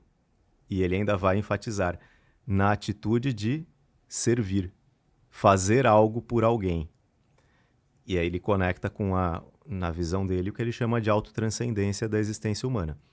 E em terceiro lugar, aí entram os valores de atitude. Quando a pessoa, por exemplo, um prisioneiro de um campo de concentração, está privada de criar, de experimentar, seja lá o que for, de se conectar com os outros, ainda lhe resta uma última opção, que tem a ver com a atitude que você vai ter diante do sofrimento. Então, são os valores de atitude. E isso sempre é possível, porque ele diz que o ser humano é, a expressão que ele usa, um homo patiens, um homem que é capaz de sofrer e transformar o sofrimento em uma conquista. Eu gosto de dizer que essa é a chamada alquimia do sentido. É quando... Que é o auge da resiliência mesmo. Né? E é curioso isso, porque o Frankl, ele conta que, como ele era um judeu praticante, né, de uma família assim, que levava muito a sério isso, ele consegue estabelecer a linhagem dele. E ele é descendente de algumas figuras importantes do judaísmo europeu, principalmente do chamado Rabino Lowell, que era o grande rabino de Praga, isso na Idade Média, que, segundo a tradição, era uma espécie de um alquimista também, né? Teria criado, né? Segundo a tradição, a história do... Agora me fugiu o nome, mas dado vida a um boneco, né? Enfim. E aí eu fico pensando, né? Curioso, porque o Frankl vem ali alguns séculos depois e ele também propõe uma outra alquimia. Sim. Que é de transformar o sofrimento em uma fonte de sentido. Porque o sentido sempre é possível para ele. Então, o olhar dele do sentido é muito prático. O sentido está em todas as coisas, ele pode estar em todas as coisas. E eu posso encontrá-lo, essa é a tarefa humana. E ele também pode se alterar, não tem problema, é algo dinâmico. Exatamente. Ele vai dizer, pode mudar de hora para hora. Ele mudou tudo na vida, né? Teve Radicalmente. Que mudar, né? Ele entrou num campo de concentração casado com a mulher grávida e saiu dele sem pai, sem mãe, sem mulher e sem filho. Só a irmã que sobreviveu, mas fugiu, sem nada, volta para Viena, não tem nada, a cidade também está meio... E ele vai reconstruindo. E ali entra o conceito que ele vai dizer, então, da logoterapia enquanto uma resposta ao sofrimento, através dos valores de atitude, porque o sofrimento não é uma questão de de será que. O sofrimento é uma questão de quando. E de em qual intensidade. Todos nós vamos passar por ele. Ele tem ali o conceito de tríade trágica, seja na forma de dor, física ou emocional, seja na forma da culpa. Todos nós erramos e por isso temos que lidar com isso, ou seja, por conta da finitude. A nossa própria. Sim. E das pessoas, ao nosso redor. Exatamente. Então, a gente não tem como fugir disso. É o que ele fala, né? Todos têm seus campos de concentração. Então, a gente precisa desenvolver uns recursos mais, outros menos, né? Que vão nos capacitar a conseguirmos lidar com essas coisas de uma forma mais ou menos adaptada e ajustada. E para que a gente saia disso melhor. Superá-las. Né? Isso é um pouco do resumo, né, da teoria, como ela se conecta com a prática clínica. Porque tudo isso daí está embutido, vamos dizer assim, no logoterapeuta. E está na essência humana, eu acho. Né? Olhar para as pessoas assim, quando chega uma pessoa no meu consultório, essa pessoa pode estar em dor, ela pode estar adoecida, pode ser o que for. Quando eu tenho isso, acho que como base do meu olhar, isso em si já muda muita coisa. Sim, você já olha para o outro apostando na potência humana que existe lá. Até nos quadros mais difíceis. Até nos quadros mais difíceis. Bru, vamos pro Repórter Pipinho? O teu livro. Eu citei no início. A vida sempre tem um sentido. Pergunta. Engraçado que eu achei que era uma afirmação. Eu acho que a brincadeira um pouco foi essa, né? Do Como encontrar significado nos altos e baixos da sua jornada. Que todos teremos. Vamos aí. Esse livro nasce da seguinte forma. O homem mais rico do mundo terá seus altos sim. e baixos. O homem mais lindo do mundo, a mulher mais linda do mundo. Porque tem gente que acha que o sofrimento sempre é ele, é dele. Não, Sim. todo mundo. Sim. E ele, na verdade, é uma resposta. Depois que eu li o livro Em Busca de Sentido, eu fiquei com muitas dúvidas. Porque o livro não conta tudo, não conta a história inteira. Não. Então eu fiquei com aquelas curiosidades, né? Como que era a vida dele antes, depois, o que aconteceu, onde foram esses lugares que ele passou, um pouco da teoria também. Então o livro foi a minha jornada aí descobrindo essas coisas, visitando lugares, pesquisando, conversando com ex-alunos dele. Diria que foi experienciando. Foi, tudo que faltou, tudo que eu não aprendi ali, eu fui descobrir Indo pra experiência. de outras fontes. Conversei com o neto dele, que também trabalha com a área, e coloquei tudo ali para quem legal. também tiver essas curiosidades de aprender mais sobre a logoterapia. Que legal. E como é que as pessoas podem acessar, comprar? É um livro da editora Planeta, né? No selo Paidós, está na Amazon, muitas livrarias também. Mas na Amazon é fácil. É só colocar ali, ou na internet, sempre coloca tem ali várias sentido. livrarias online também. Eu ganhei aqui o meu, vou ler com todo carinho. É uma introdução, assim, à logoterapia. O primeiro que a gente lê ou é o segundo? Esse daí é o primeiro. É o primeiro, depois Não, Em Busca de Sentido eu e acho depois... que tanto faz a ordem. Talvez leia primeiro Em Busca de Sentido, Depois, que aí você vai ficar fez... com a mesma curiosidade as que eu tive, aí você vai encontrar as respostas aí. Em Busca de Sentido, depois A Vida Sempre Tem um Sentido, do Alberto Neri, e depois O Deus. Não, esse aí você tem que ler alguns antes. Exatamente. Alguns outros antes, deixa mais pro final. Exatamente. Mas vale muito a pena a leitura também de Que bacana. A Presença Ignorada de Deus. Vou ler A Presença Ignorada. Eu li. Eu gostei, engraçado. Gostei muito. Ele é incrível. Ele é incrível. Os questionamentos que ele faz ali, como ele coloca, né, que a ciência moderna, alguns cientistas, sob a justificativa de que isso é a ciência moderna, negam de antemão a possibilidade da existência do transcendente. Exatamente. E ele vai dizer, isso não tem nada de científico. Ele diz, científico é você deixar essa porta aberta. Sim. Porque a ciência não consegue dar uma resposta definitiva. Não. Então a gente pode especular. E por aí vai, o livro é lindo, fantástico. Eu acho lindo. Vamos lá, Bru. Repórter Pipim. O que é o Repórter Pipim? São pessoas da comunidade Ser Humano Sustentado que a gente fornece o seu Instagram, né? Que é o Logoterapia BR, né? Que corresponde ao seu Instagram, Alberto Neri. E aí eles vão lá 15 dias antes, vasculham e mandam dúvidas e perguntas que eles gostariam de fazer para você. De 6 a 10 perguntas. Vamos lá? Vamos. Primeira, Bru, existe alguma prática diária que pode ajudar a reencontrar significado mesmo em meio à dor? Prática. Sim, de maneira geral, acho que as diferentes formas, né, da gente colocar ali o que Frankl chama dos valores de criação, de experiência e de atitude em prática, elas servem em todos os contextos. Mas específico em meio à dor, acho que depende muito do tipo de dor que a gente está falando, mas só para não deixar a coisa tão vaga, eu acho que tem uma estratégia que ela costuma ser incrível, que é quando a pessoa se propõe a fazer algo por alguém. Entendi. Por mínimo que seja.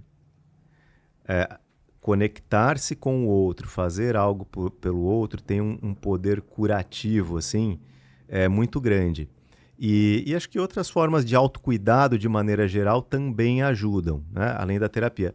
No meu livro, eu coloco ali numa parte, acho que umas 10 ou 20, uma listinha assim, de coisas que podem ser feitas nessa questão da busca por um sentido. Varia muito, mas normalmente práticas de fazer algo por alguém e práticas de autocuidado, elas tendem a nos ajudar em meio à dor. Em meio à dor. Mas acho que casos assim mais severos mesmo de uma dor que provoca um questionamento existencial profundo, o ideal é você levar isso para uma terapia, tentar entender aquilo, entender o que aquela dor está te falando, porque nesse aspecto, a psicologia ela não é muito diferente da medicina, né? Muitas dores, elas estão trazendo para a gente, ela não é só aquilo, ela está trazendo um recado para a gente. Com certeza. Que tem a ver com outras questões que a gente precisa olhar, então vai mais ou menos por aí. Nessas duas linhas. Próxima, Bru. O que você diria para quem sente culpa por não conseguir superar o luto rápido como o mundo espera? Eu acho que a resposta está meio embutida na pergunta já. Essa reflexão, não é? Por que as pessoas esperam isso de alguém, né? E outra, será que existe um luto tão rápido assim? Ou isso é uma invenção? Isso que ela talvez esteja vendo em algum lugar. Mas ajuda muito a pessoa que está passando por isso, ela ter esse tipo de reflexão. Ela pensar, mas isso aqui é a expectativa dos outros ou é o fato? Ou o luto realmente é um processo mais lento? Cada vez mais a gente sabe que não é uma coisa tão simples assim, que mesmo alguém que já tenha, vamos dizer, elaborado um luto, é super natural que alguma coisa volte em algum momento. De vez em quando, uma cena. E às vezes, anos depois, ela pode ter uma crise ou outra ligada a um luto do passado. E não tem problema, é uma condição da existência humana, acima de tudo. Quando ela entende isso como natural e não como errado, né? Porque meio que ela está achando... É como se ela estivesse errada, né? Agora, se ela está... É muito difícil falar de cada caso especificamente. Porque tem que saber quanto tempo é o rápido, né? Mas se ela mesma está desconfiando disso, é melhor falar com um profissional.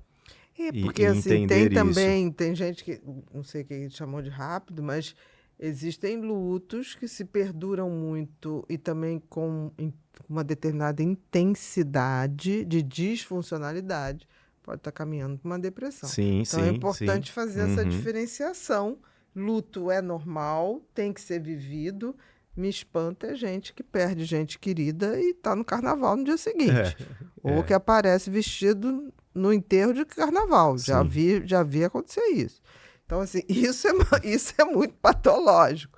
Mas tem que ver. Existe uma frase do Viktor Frankl, no Em Busca de Sentido, que eu considero uma das mais relevantes, assim, de tudo que ele fala. Uma reação anormal em uma situação anormal é o normal. Uma reação anormal em uma situação anormal é a conduta normal. Tá. Faz sentido. Então, é mais ou menos isso. Talvez faz sentido.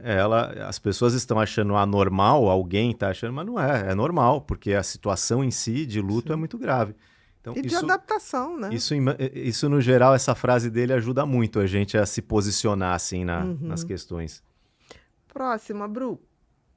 A logoterapia fala muito em atitude. O que seria uma atitude saudável diante do sofrimento? Essa postura diante do sofrimento, acho que isso envolve muita coisa. Então, que é a ação, né?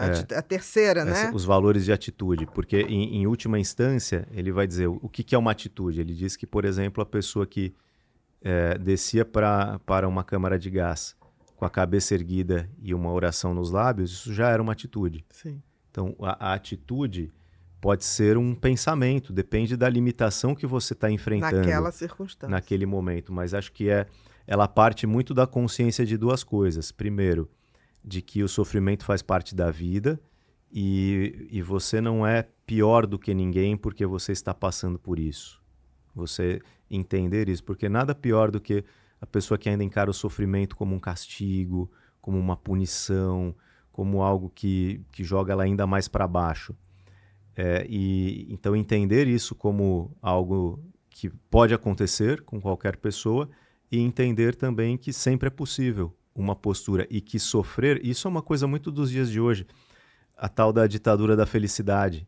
Com certeza. Porque isso leva algumas pessoas, né, as redes sociais, felicidade tóxica, a entenderem, a pensarem que ela tem que ser feliz. O tempo todo. O tempo todo. E que não ser feliz é sinal de desajuste, de alguma coisa errada, que o sofrimento, né, que tem algo de errado com ela. Isso piora o cenário, porque no livro Em Busca de Sentido, o Frankl cita ali uma colega dele, logoterapeuta, que fala exatamente isso. Porque além de tudo, coloca o fardo ao sofredor, carregar ainda o fardo De não estar bem. de achar que ele não deveria Exatamente. estar infeliz por sofrer.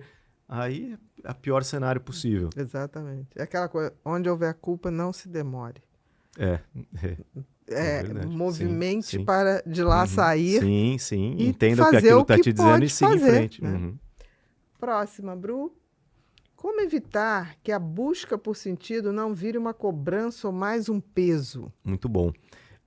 Entendendo que o sentido é uma coisa, pode ser uma coisa simples, objetiva, do dia a dia, dinâmica, que se altera. Em outras palavras, lembrando que todo discurso de sentido da vida que conecta sentido necessariamente com grandes realizações, e só isso, as grandes realizações são fonte de sentido, claro, mas elas são talvez ali a menor quantidade, porque elas são restritas a poucas pessoas no mundo, as grandes realizações. Né?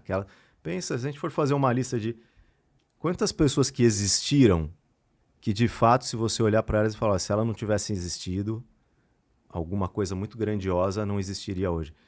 A maior parte das pessoas, das grandes, né, pessoas, inventores, governantes, sábios, é um grupo muito pequeno, é muito restrito isso. Então só eles poderiam ter um sentido para a vida por causa das grandes realizações? Não, todos nós podemos. Ter a consciência de que o sentido está nas pequenas coisas ajuda muito nessa direção. Ou construir, muito. Né? Às vezes a gente pensa assim, então minha vida está totalmente sem sentido. Se está sem, constrói um. Sim, uma vez perguntaram, né, isso pro Viktor Frankl, eu não sei qual é o sentido da minha vida. Ele falou, então você já tem um, é descobrir qual é. Ou construir um. O sentido é descobrir essa descoberta. Né? Mas a partir do momento que você entende que nas pequenas coisas, se eu acordo, saio da minha cama, eu vou fazer algo, isso já é uma fonte de sentido. Faço um bem, dou um sorriso para alguém. Isso pode ser pequenos sentidos que você dá. Faço o que está na minha mão da melhor maneira que eu puder. Exatamente. Todos os dias. E saber isso traz um alívio. Com certeza. Porque você não fica pensando, eu tenho que, sei lá, descobrir medalha de ouro na Olimpíada, um prêmio Nobel. Não, esses daí são pessoas especiais, né? Uma minoria. Que, às vezes, obtém isso a busca em troca de muito sofrimento. E às vezes nem encontra sentido também com essas grandes realizações. Exatamente. Permanece o vazio. Não necessariamente isso é o sentido. Sim. Porque tem gente que... eu sempre digo, um campeão olímpico, atrás dele, por trás dele, tem muita dor física. Sim. Muita dor física. Sim. Muita infiltração, muito analgésico. Não é uma vida confortável. Que provavelmente ele vai carregar até o fim da vida. Exatamente. Então, acho que o problema que leva a isso é quando a gente faz essa associação de que o sentido está nas grandes realizações. E única e exclusivamente. Não, o sentido está das grandes às menores. E cotidianas, talvez, sejam as mais sim. interessantes. Próxima, Bru. Qual a importância do humor e da leveza no enfrentamento da dor? Isso é uma das coisas que o Frankl falava já. Eu acho que é uma das grandes teses que ele já defendia e que hoje a gente tem muitos dados que sustentam isso, na questão até da dor física. Por exemplo, a gente sabe que existe um efeito. Mas isso por quê? Explicando o que está por trás da teoria. Porque para ele, o humor, ele provoca no ser humano, ele ativa uma característica fundamental que ele chama de autodistanciamento. Não só o humor, Entendi. O amor também, ele diz que pode promover isso, mas o autodistanciamento permite que a pessoa saia daquela situação momentaneamente e se coloque como um observador dela. E o senso de humor provoca isso, e o senso de humor, ele também leva a pessoa, ao encontrar o cômico no meio da desgraça, a encontrar algum tipo de saída. O mais incrível é como ele diz que até nos campos de concentração havia senso de humor. Ele chegou a fazer um combinado com um amigo de inventarem uma piada por dia, para um contar para o outro. E o quanto eles conseguiam rir de situações do tipo, os aliados estão bombardeando. Que bom, a gente não vai precisar trabalhar hoje. Quem consegue imaginar isso? Mas ele disse que o senso de humor estava presente. Duas coisas que ele diz que não desaparecia das pessoas, o humor e a espiritualidade. Impressionante, que né? também é aí uma forma de autodistanciamento e autotranscendência. O humor é terapêutico. Totalmente. Uma sociedade que não consegue rir de suas mazelas, ou pessoas que não conseguem rir dos seus erros, das suas disfuncionalidades, ela está adoecida. É um recurso no caminho da cura. E é um recurso bioquímico. Sim, sim. O humor libera endorfina. Esse correspondente. E as pessoas que conheceram o Frankl pessoalmente, todas elas relatam que ele era uma pessoa muito bem-humorada. Um bom contador de histórias, fazia imitações. A gente às vezes não imagina, né, ver aquela figura, mas... É engraçado, eu imagino o Frankl assim. Ele desenhava caricaturas dele mesmo. Eu imagino. Então tem acho que esse lado pessoal dele mesmo. E a gente sabe que na própria cultura judaica a questão do humor é muito forte também. Muito. Até em textos bíblicos, assim, você encontra ali um estilo literário de humor ao se contar as coisas. Então, acho que isso está na personalidade, na cultura e na teoria dele ao mesmo tempo. E na essência, né? Eu acho que sempre vale um bom humor. Por mais trágico. A gente, não, claro, respeitosamente, mas tem uma hora que a gente tem que olhar de fora. Sim. Porque tem coisas muito patéticas na vida. E esse humor, né? da pessoa olhando para si mesma. Uma das técnicas que ele ensina, por exemplo, técnica terapêutica mesmo, que ele vai chamar ali da intenção paradoxal, né? Que é a pessoa intencionalmente ir na contramão do que a sua ansiedade a tenta fazer fugir. E ele aplica isso em várias coisas, ele conta alguns casos clínicos rápidos, assim, mas uma das vezes que ele usou para uma pessoa que tinha um toque. E ele estimulou a pessoa assim, falou assim, bom, já que é assim, a pessoa tinha um desses toques de grave e de conferência, né? De voltar para conferir, deitar-se e levantar para ver. Para conferir. E ele levou para esse lado, ele falou assim, mas em média quantas vezes você levanta? E a pessoa falou um número, ele falou assim, então tá bom, da próxima vez você vai bater esse recorde. Eu quero que você faça o máximo possível. E falou sério com o paciente. E o paciente, depois relatando para ele, falou que... ele falou, eu fiz ele, e aí? Você conseguiu fazer mais? Ele, no meio do caminho, eu comecei a dar risada. E eu comecei a falar, não é possível que eu estou fazendo isso. Despertou o humor e ajudou a pessoa a enfrentar aquilo. Porque não adianta você falar, isso é maluquice sua. A pessoa tem uma hora, tem que ver. Então, é um exemplo, né? Assim, simples, ele conta isso de uma forma não tão detalhada, mas de como até na técnica isso está embutido. Até onde iria, né? Próxima, Bru. Se pudesse resumir a logoterapia em uma frase prática para quem está sofrendo, qual seria essa frase? Interessante. É uma boa pergunta. Eu diria que, de uma forma resumida, a logoterapia ela parte da gente assumir como uma possibilidade fundamental que a existência sempre pode ser dotada de sentido, independente das circunstâncias, e que a pessoa sempre é capaz de tomar uma posição dentro das condições dela, ela sempre é capaz de escolher. E eu complementaria levando em conta a possibilidade de que um sentido último está para além de todos os pequenos sentidos do dia a dia e dos sofrimentos também. Essa coisa é linda, né? Que acaba Em Busca de Sentido, o sentido último. Suprasentido ou o sentido último, como ele vai dizer. Eu vejo... Eu acho que essa é o grande conceito que ele explora no livro A Presença Ignorada de Deus, o qual a gente ainda precisa se dedicar mais para entender o que ele quis dizer, a profundidade do que ele diz com isso. Mas admitir essa possibilidade de um sentido último é algo assim muito profundo e que talvez na psicologia contemporânea, boa parte das escolas simplesmente ignora ou abriu mão disso, ou Sim. nega intencionalmente. E nisso é um grande diferencial que ele traz. É o sentido último, né? Que flerta com a transcendência. Uhum, sim, Né? sim, tá totalmente conectado ali. Conectado. Se nada valeu a pena, a gente deixa um legado, uma existência, nem que seja para sua esposa, nem que seja para o seu Sim, filho, sim. nem que seja para o seu cachorro. Uhum, Entendeu? uhum. Tem uma história, fato, né?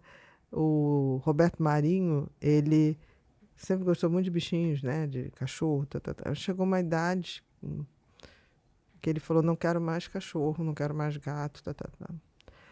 Aí as pessoas, mas por quê? Não, porque se eu morrer, eles vão sofrer. Então, ele abriu mão pensando que... Chegou num ponto que ele começou a fazer as contas ali e falou, exatamente, não, porque... eu vou faltar para eles em algum momento. Exatamente. Então, eu Tamanha vi... conexão, assim, também. Exatamente. A Né? noção de cuidado, né? Que as pessoas, às vezes, não atribuem esse tipo de pensamento. Até porque eu acho que os animais têm muito mais capacidade do que a gente imagina Então, de conexões. Esse é um ponto, né? Não tem nada a ver com logoterapia aqui, mas acho que assim como a logoterapia fala de uma dimensão humana que talvez a maior parte da psicologia ignora, eu acho que esse é um aspecto que ainda a gente precisa... A gente vai descobrir muita coisa ainda. Também ainda acho, vai. concordo com você. Próxima, Bru. A logoterapia funciona para pessoas que não têm fé ou espiritualidade? Totalmente. É que a gente precisa entender assim um pouco do contexto da teoria, né? Talvez o que ela está querendo dizer com isso. Eu estou entendendo a pergunta, né? Ela está usando espiritualidade já num contexto de alguém que tem algum tipo de crença. E talvez aí a gente precisa só fazer uma distinção, porque para o Viktor Frankl a dimensão espiritual está em todos. Então todos têm uma espiritualidade na medida em que o que é a dimensão espiritual? É a dimensão do sentido da vida, da transcendência. A definição que eu gosto é a seguinte, é tudo aquilo que o ser humano tem e que nos diferencia, por exemplo, dos animais. Essa parte, né, da consciência, da ação intencional, do sentido...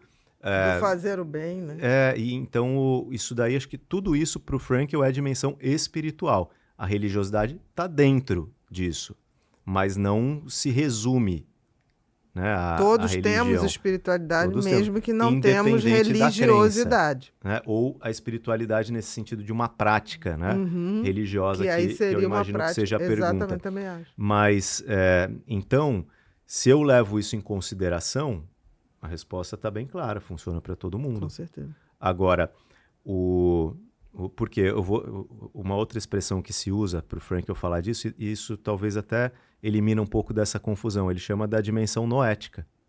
Então, essa dimensão noética todos temos.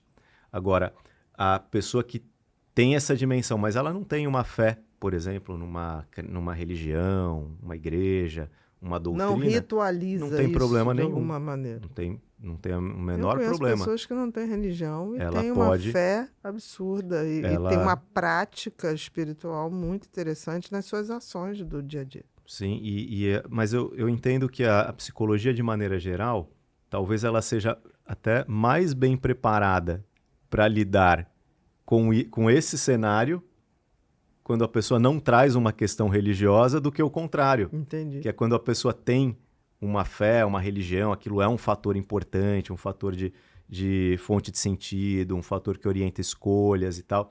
Então, e aí é nesse aspecto que eu acho que a logoterapia traz um grande diferencial, porque o psicólogo que tem essa referência, ele não se assusta quando isso aparece. E ele tem recursos para poder entender esse discurso, essa prática, o efeito disso na vida da pessoa, de uma forma respeitosa. Não exclui nenhuma não exclui, religião. acolhe, ouve pelo contrário. E entende e tenta entender como aquilo ali é fonte de recurso para a pessoa. Aquela pessoa. Próxima, Bru. Existe algum momento ou paciente que te fez enxergar a logoterapia com outros olhos? Eu acho que isso acontece com muita frequência. Muita frequência.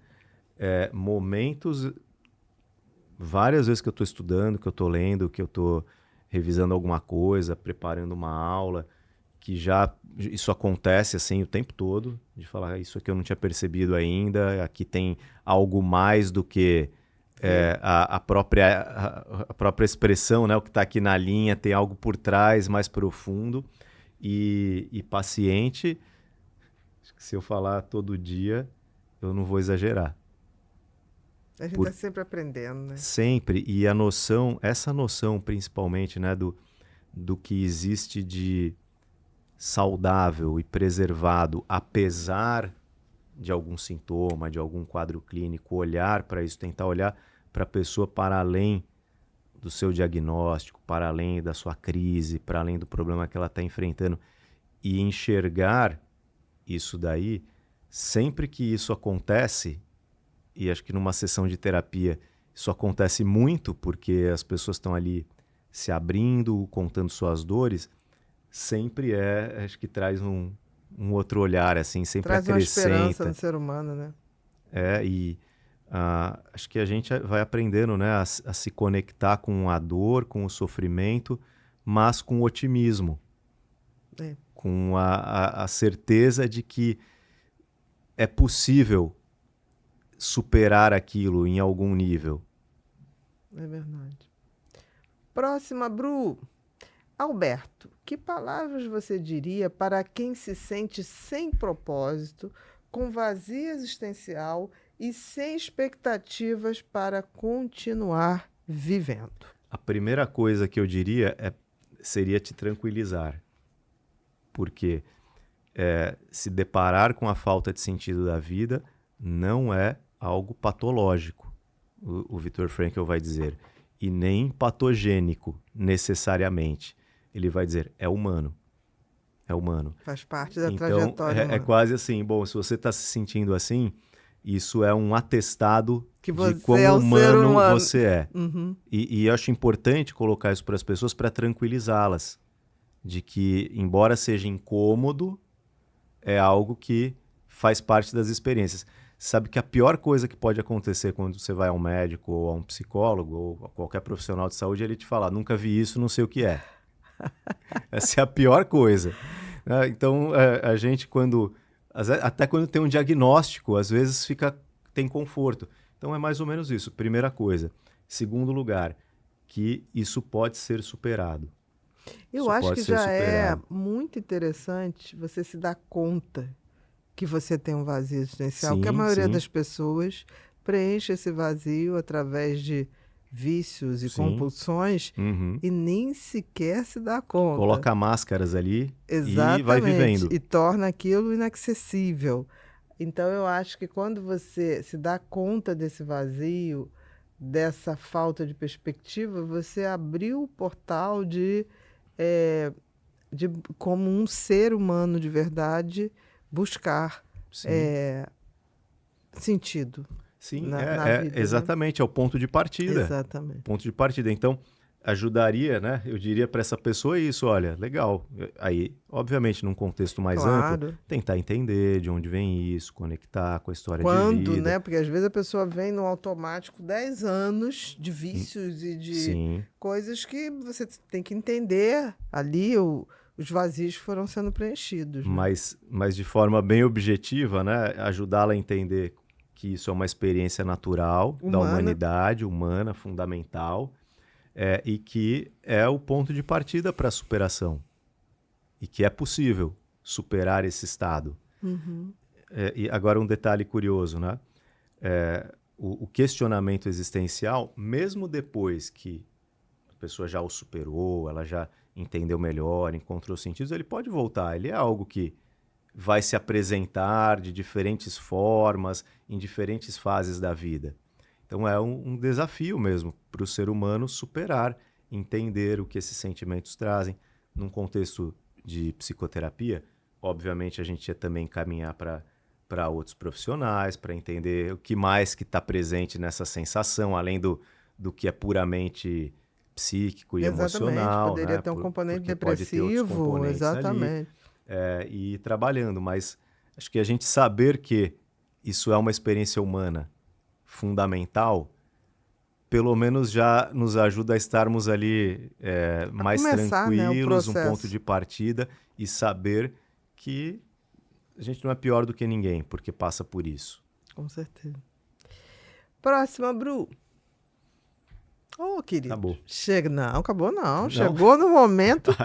pipinho, que é um ping-pong, é um Tá. pickleball. Que a gente aqui, agora é livre associação. Uhum. Eu pergunto, o que vier na cabeça você responde. Tá. Coisas simples e objetivas.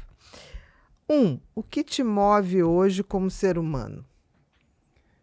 Algumas coisas, mas todas elas têm em comum, principalmente pessoas.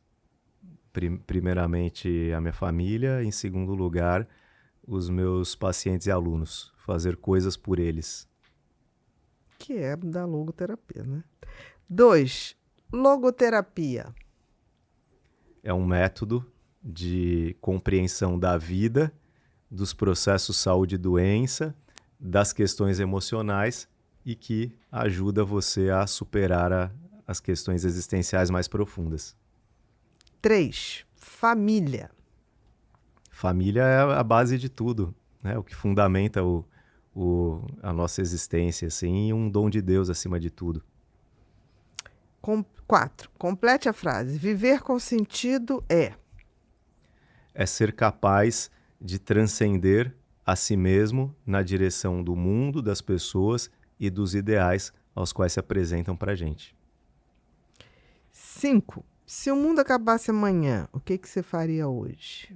Eu passaria, acho que, em oração com a minha família, basicamente isso. 6, uma lembrança feliz. Muitas, mas todas elas acho que ligadas a bons momentos ao lado de pessoas amadas. Vamos pegar a última aí, o nascimento da minha filha, 2 meses atrás. Qual o nome dela? Catarina, Catarina. a mais novinha. Bonitinho. Pedro, o mais velho, tá com 20 anos, Júlia com 18, Catarina com 2 meses. E Maria Fernanda, minha esposa. Xodó de todo mundo, Xodó né? de Catarina todo mundo. agora vai ser o xodó de todo mundo. É. Uhum. 7, desculpa. Se tivesse um superpoder, qual seria? Se você pudesse escolher um superpoder. Eu penso nisso algumas vezes. O meu filho gosta dessas conversas, a gente fica pensando. Mas eu queria ter o poder da cura. A pessoa chegar ali no meu consultório e eu ter a certeza absoluta, assim, de que ela ia sair dali curada. Eu tenho essa esperança, mas eu queria ter esse poder mesmo. Pelo Acima de menos um tudo. ser humano melhor. Isso Talvez daí. a cura seja ma- muito mais Mas do que... superpoder seria esse, né? O de Entendi, realmente uma entendi, transformação entendi. completa e imediata. fazer uma transmutação. Aham, isso seria um superpoder interessante. 8, um hábito essencial. Leitura da Bíblia e oração. 9, felicidade. É poder compartilhar os bons momentos da vida com pessoas que a gente ama. E 10, uma frase, um pensamento que você gostaria de deixar para as pessoas. Pode ser seu, pode ser de algum autor, pode ser algo que você queira falar, não necessariamente uma frase. Tá, eu vou citar uma frase do Rabino Hillel, que é muito comum dentro dos textos do Viktor Frankl, quando ele diz assim, se não agora, então quando? Se eu não fizer, quem o fará? Ou melhor, se eu não fizer, quem o fará? Se não agora, então quando? E se eu fizer apenas por mim mesmo, quem serei eu? Perfeito. Uma boa influência. Meu querido, muito obrigada. Muito obrigada Obrigado mesmo. pelo convite mais uma vez. Foi um papo muito gostoso. Eu gostei muito, tá? Deu bons momentos de reflexão e eu espero que as pessoas possam também abrir essa perspectiva de pensar sobre outros vieses. Eu acho sempre que o pensamento, o conhecimento humano, ele é de todo mundo, né? Ele não Sim. pertence a um ou outro grupo. E é tão bom a gente poder compartilhar isso. Queria te dar um presentinho, que é o livro Felicidade, Obrigado. que está aí autografado, Obrigado. tá? E que tem muita coisa em comum, às vezes, com Frankl, né? Essa coisa muita coisa. da felicidade só poder ser compartilhada, Sim. mas não foi pensando nele, não. Engraçado. Foi mais fixado em epiteto. Mas existe, muitas pessoas perguntam, inclusive, né, se existe uma correlação, se o Frankl era leitor desse tipo de filosofia. E eu, pelo menos, nunca encontrei nenhuma referência. Mas tem muitos pontos de alinhamento, com certeza. Mas eu acho que o conhecimento humano não é meu, não é seu. É de todo mundo, né? É como se fosse uma nuvem. Uhum. Você vai lá e pega. Sim. E às vezes você é sincrônico com outras pessoas que você nunca viu. E né? Muitas pessoas iluminadas aí no decorrer da história, olhando para tudo, acho que chegaram a conclusões parecidas. Exatamente. Estavam em lugares diferentes e falando línguas diferentes. Talvez isso seja a beleza, né? do conhecimento da humanidade. Esse aqui foi o último lançado, legal, Um Tempo para Mim, que são frases minhas para você pegar Pode seguir o dia de hoje, se você quiser, ou qualquer outro dia. Que legal. E são frases minhas que eu faço uma pequena análise do que eu quis dizer e deixo ali um espaço para você interpretar do seu jeito. Porque não precisa ser o que eu pensei, pode te despertar uma outra coisa, tá? Legal, obrigado. Nada, tem aqui... você ganhou o Axon, né? Que a gente abriu o programa. Sim. Tá? Depois você experimenta e bom. Diz pra gente, tá? Sempre no seu café da manhã. Tá. Pra te dar esse gás a mais. Temos aqui também um presentinho do podcast, que é do Pipinho. É uma eco bag também, com o nosso lema, faça acontecer, se inspire.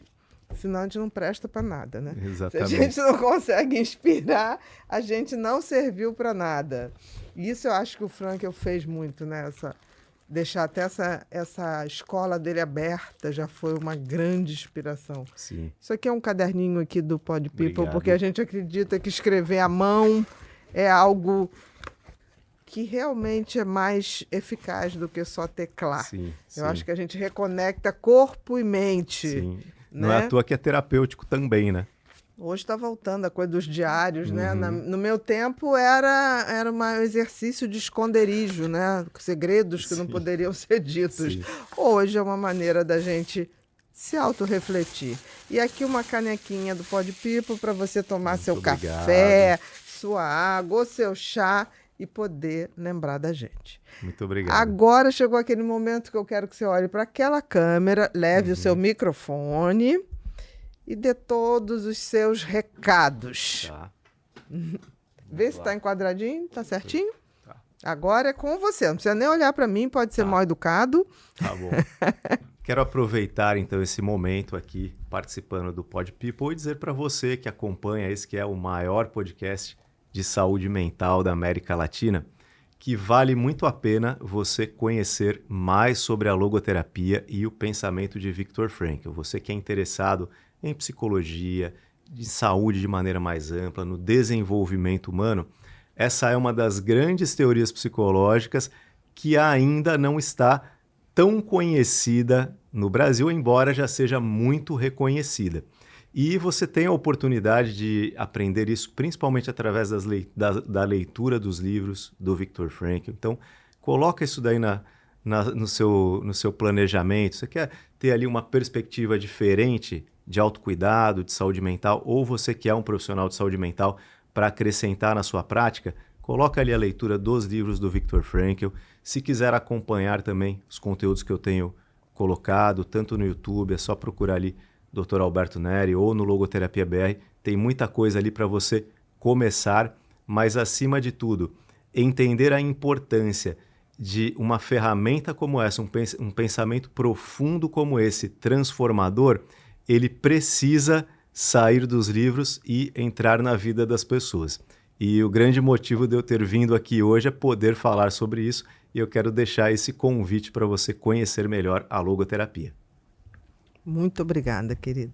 Obrigado. Querido, nós estamos finalizando mais um episódio do Pod People e hoje foi com esse cara super bacana que eu conheci hoje, Alberto Neri. O Instagram dele, @logoterapiabr. Se você não conhece a teoria ou não conhece o Alberto, eu sugiro que você comece a segui-lo e que você realmente se informe. Porque a logoterapia é uma das terapias que transformam o ser humano em ser humano de verdade. Porque eu costumo brincar que a gente nasce humano, mas ser um ser humano requer muita batalha no sentido da gente botar sentido e propósito na vida e na existência. Aqui no Pod People a gente acredita que conhecimento e autoconhecimento é a única maneira de nos tornarmos seres humanos melhores e sustentáveis. Se você não é inscrito do canal, se inscreva. Se você gostou desse bate-papo, compartilha, porque vale muito a pena muitas outras pessoas poderem ter acesso a esse conhecimento. Muito obrigada e até o próximo Pod People.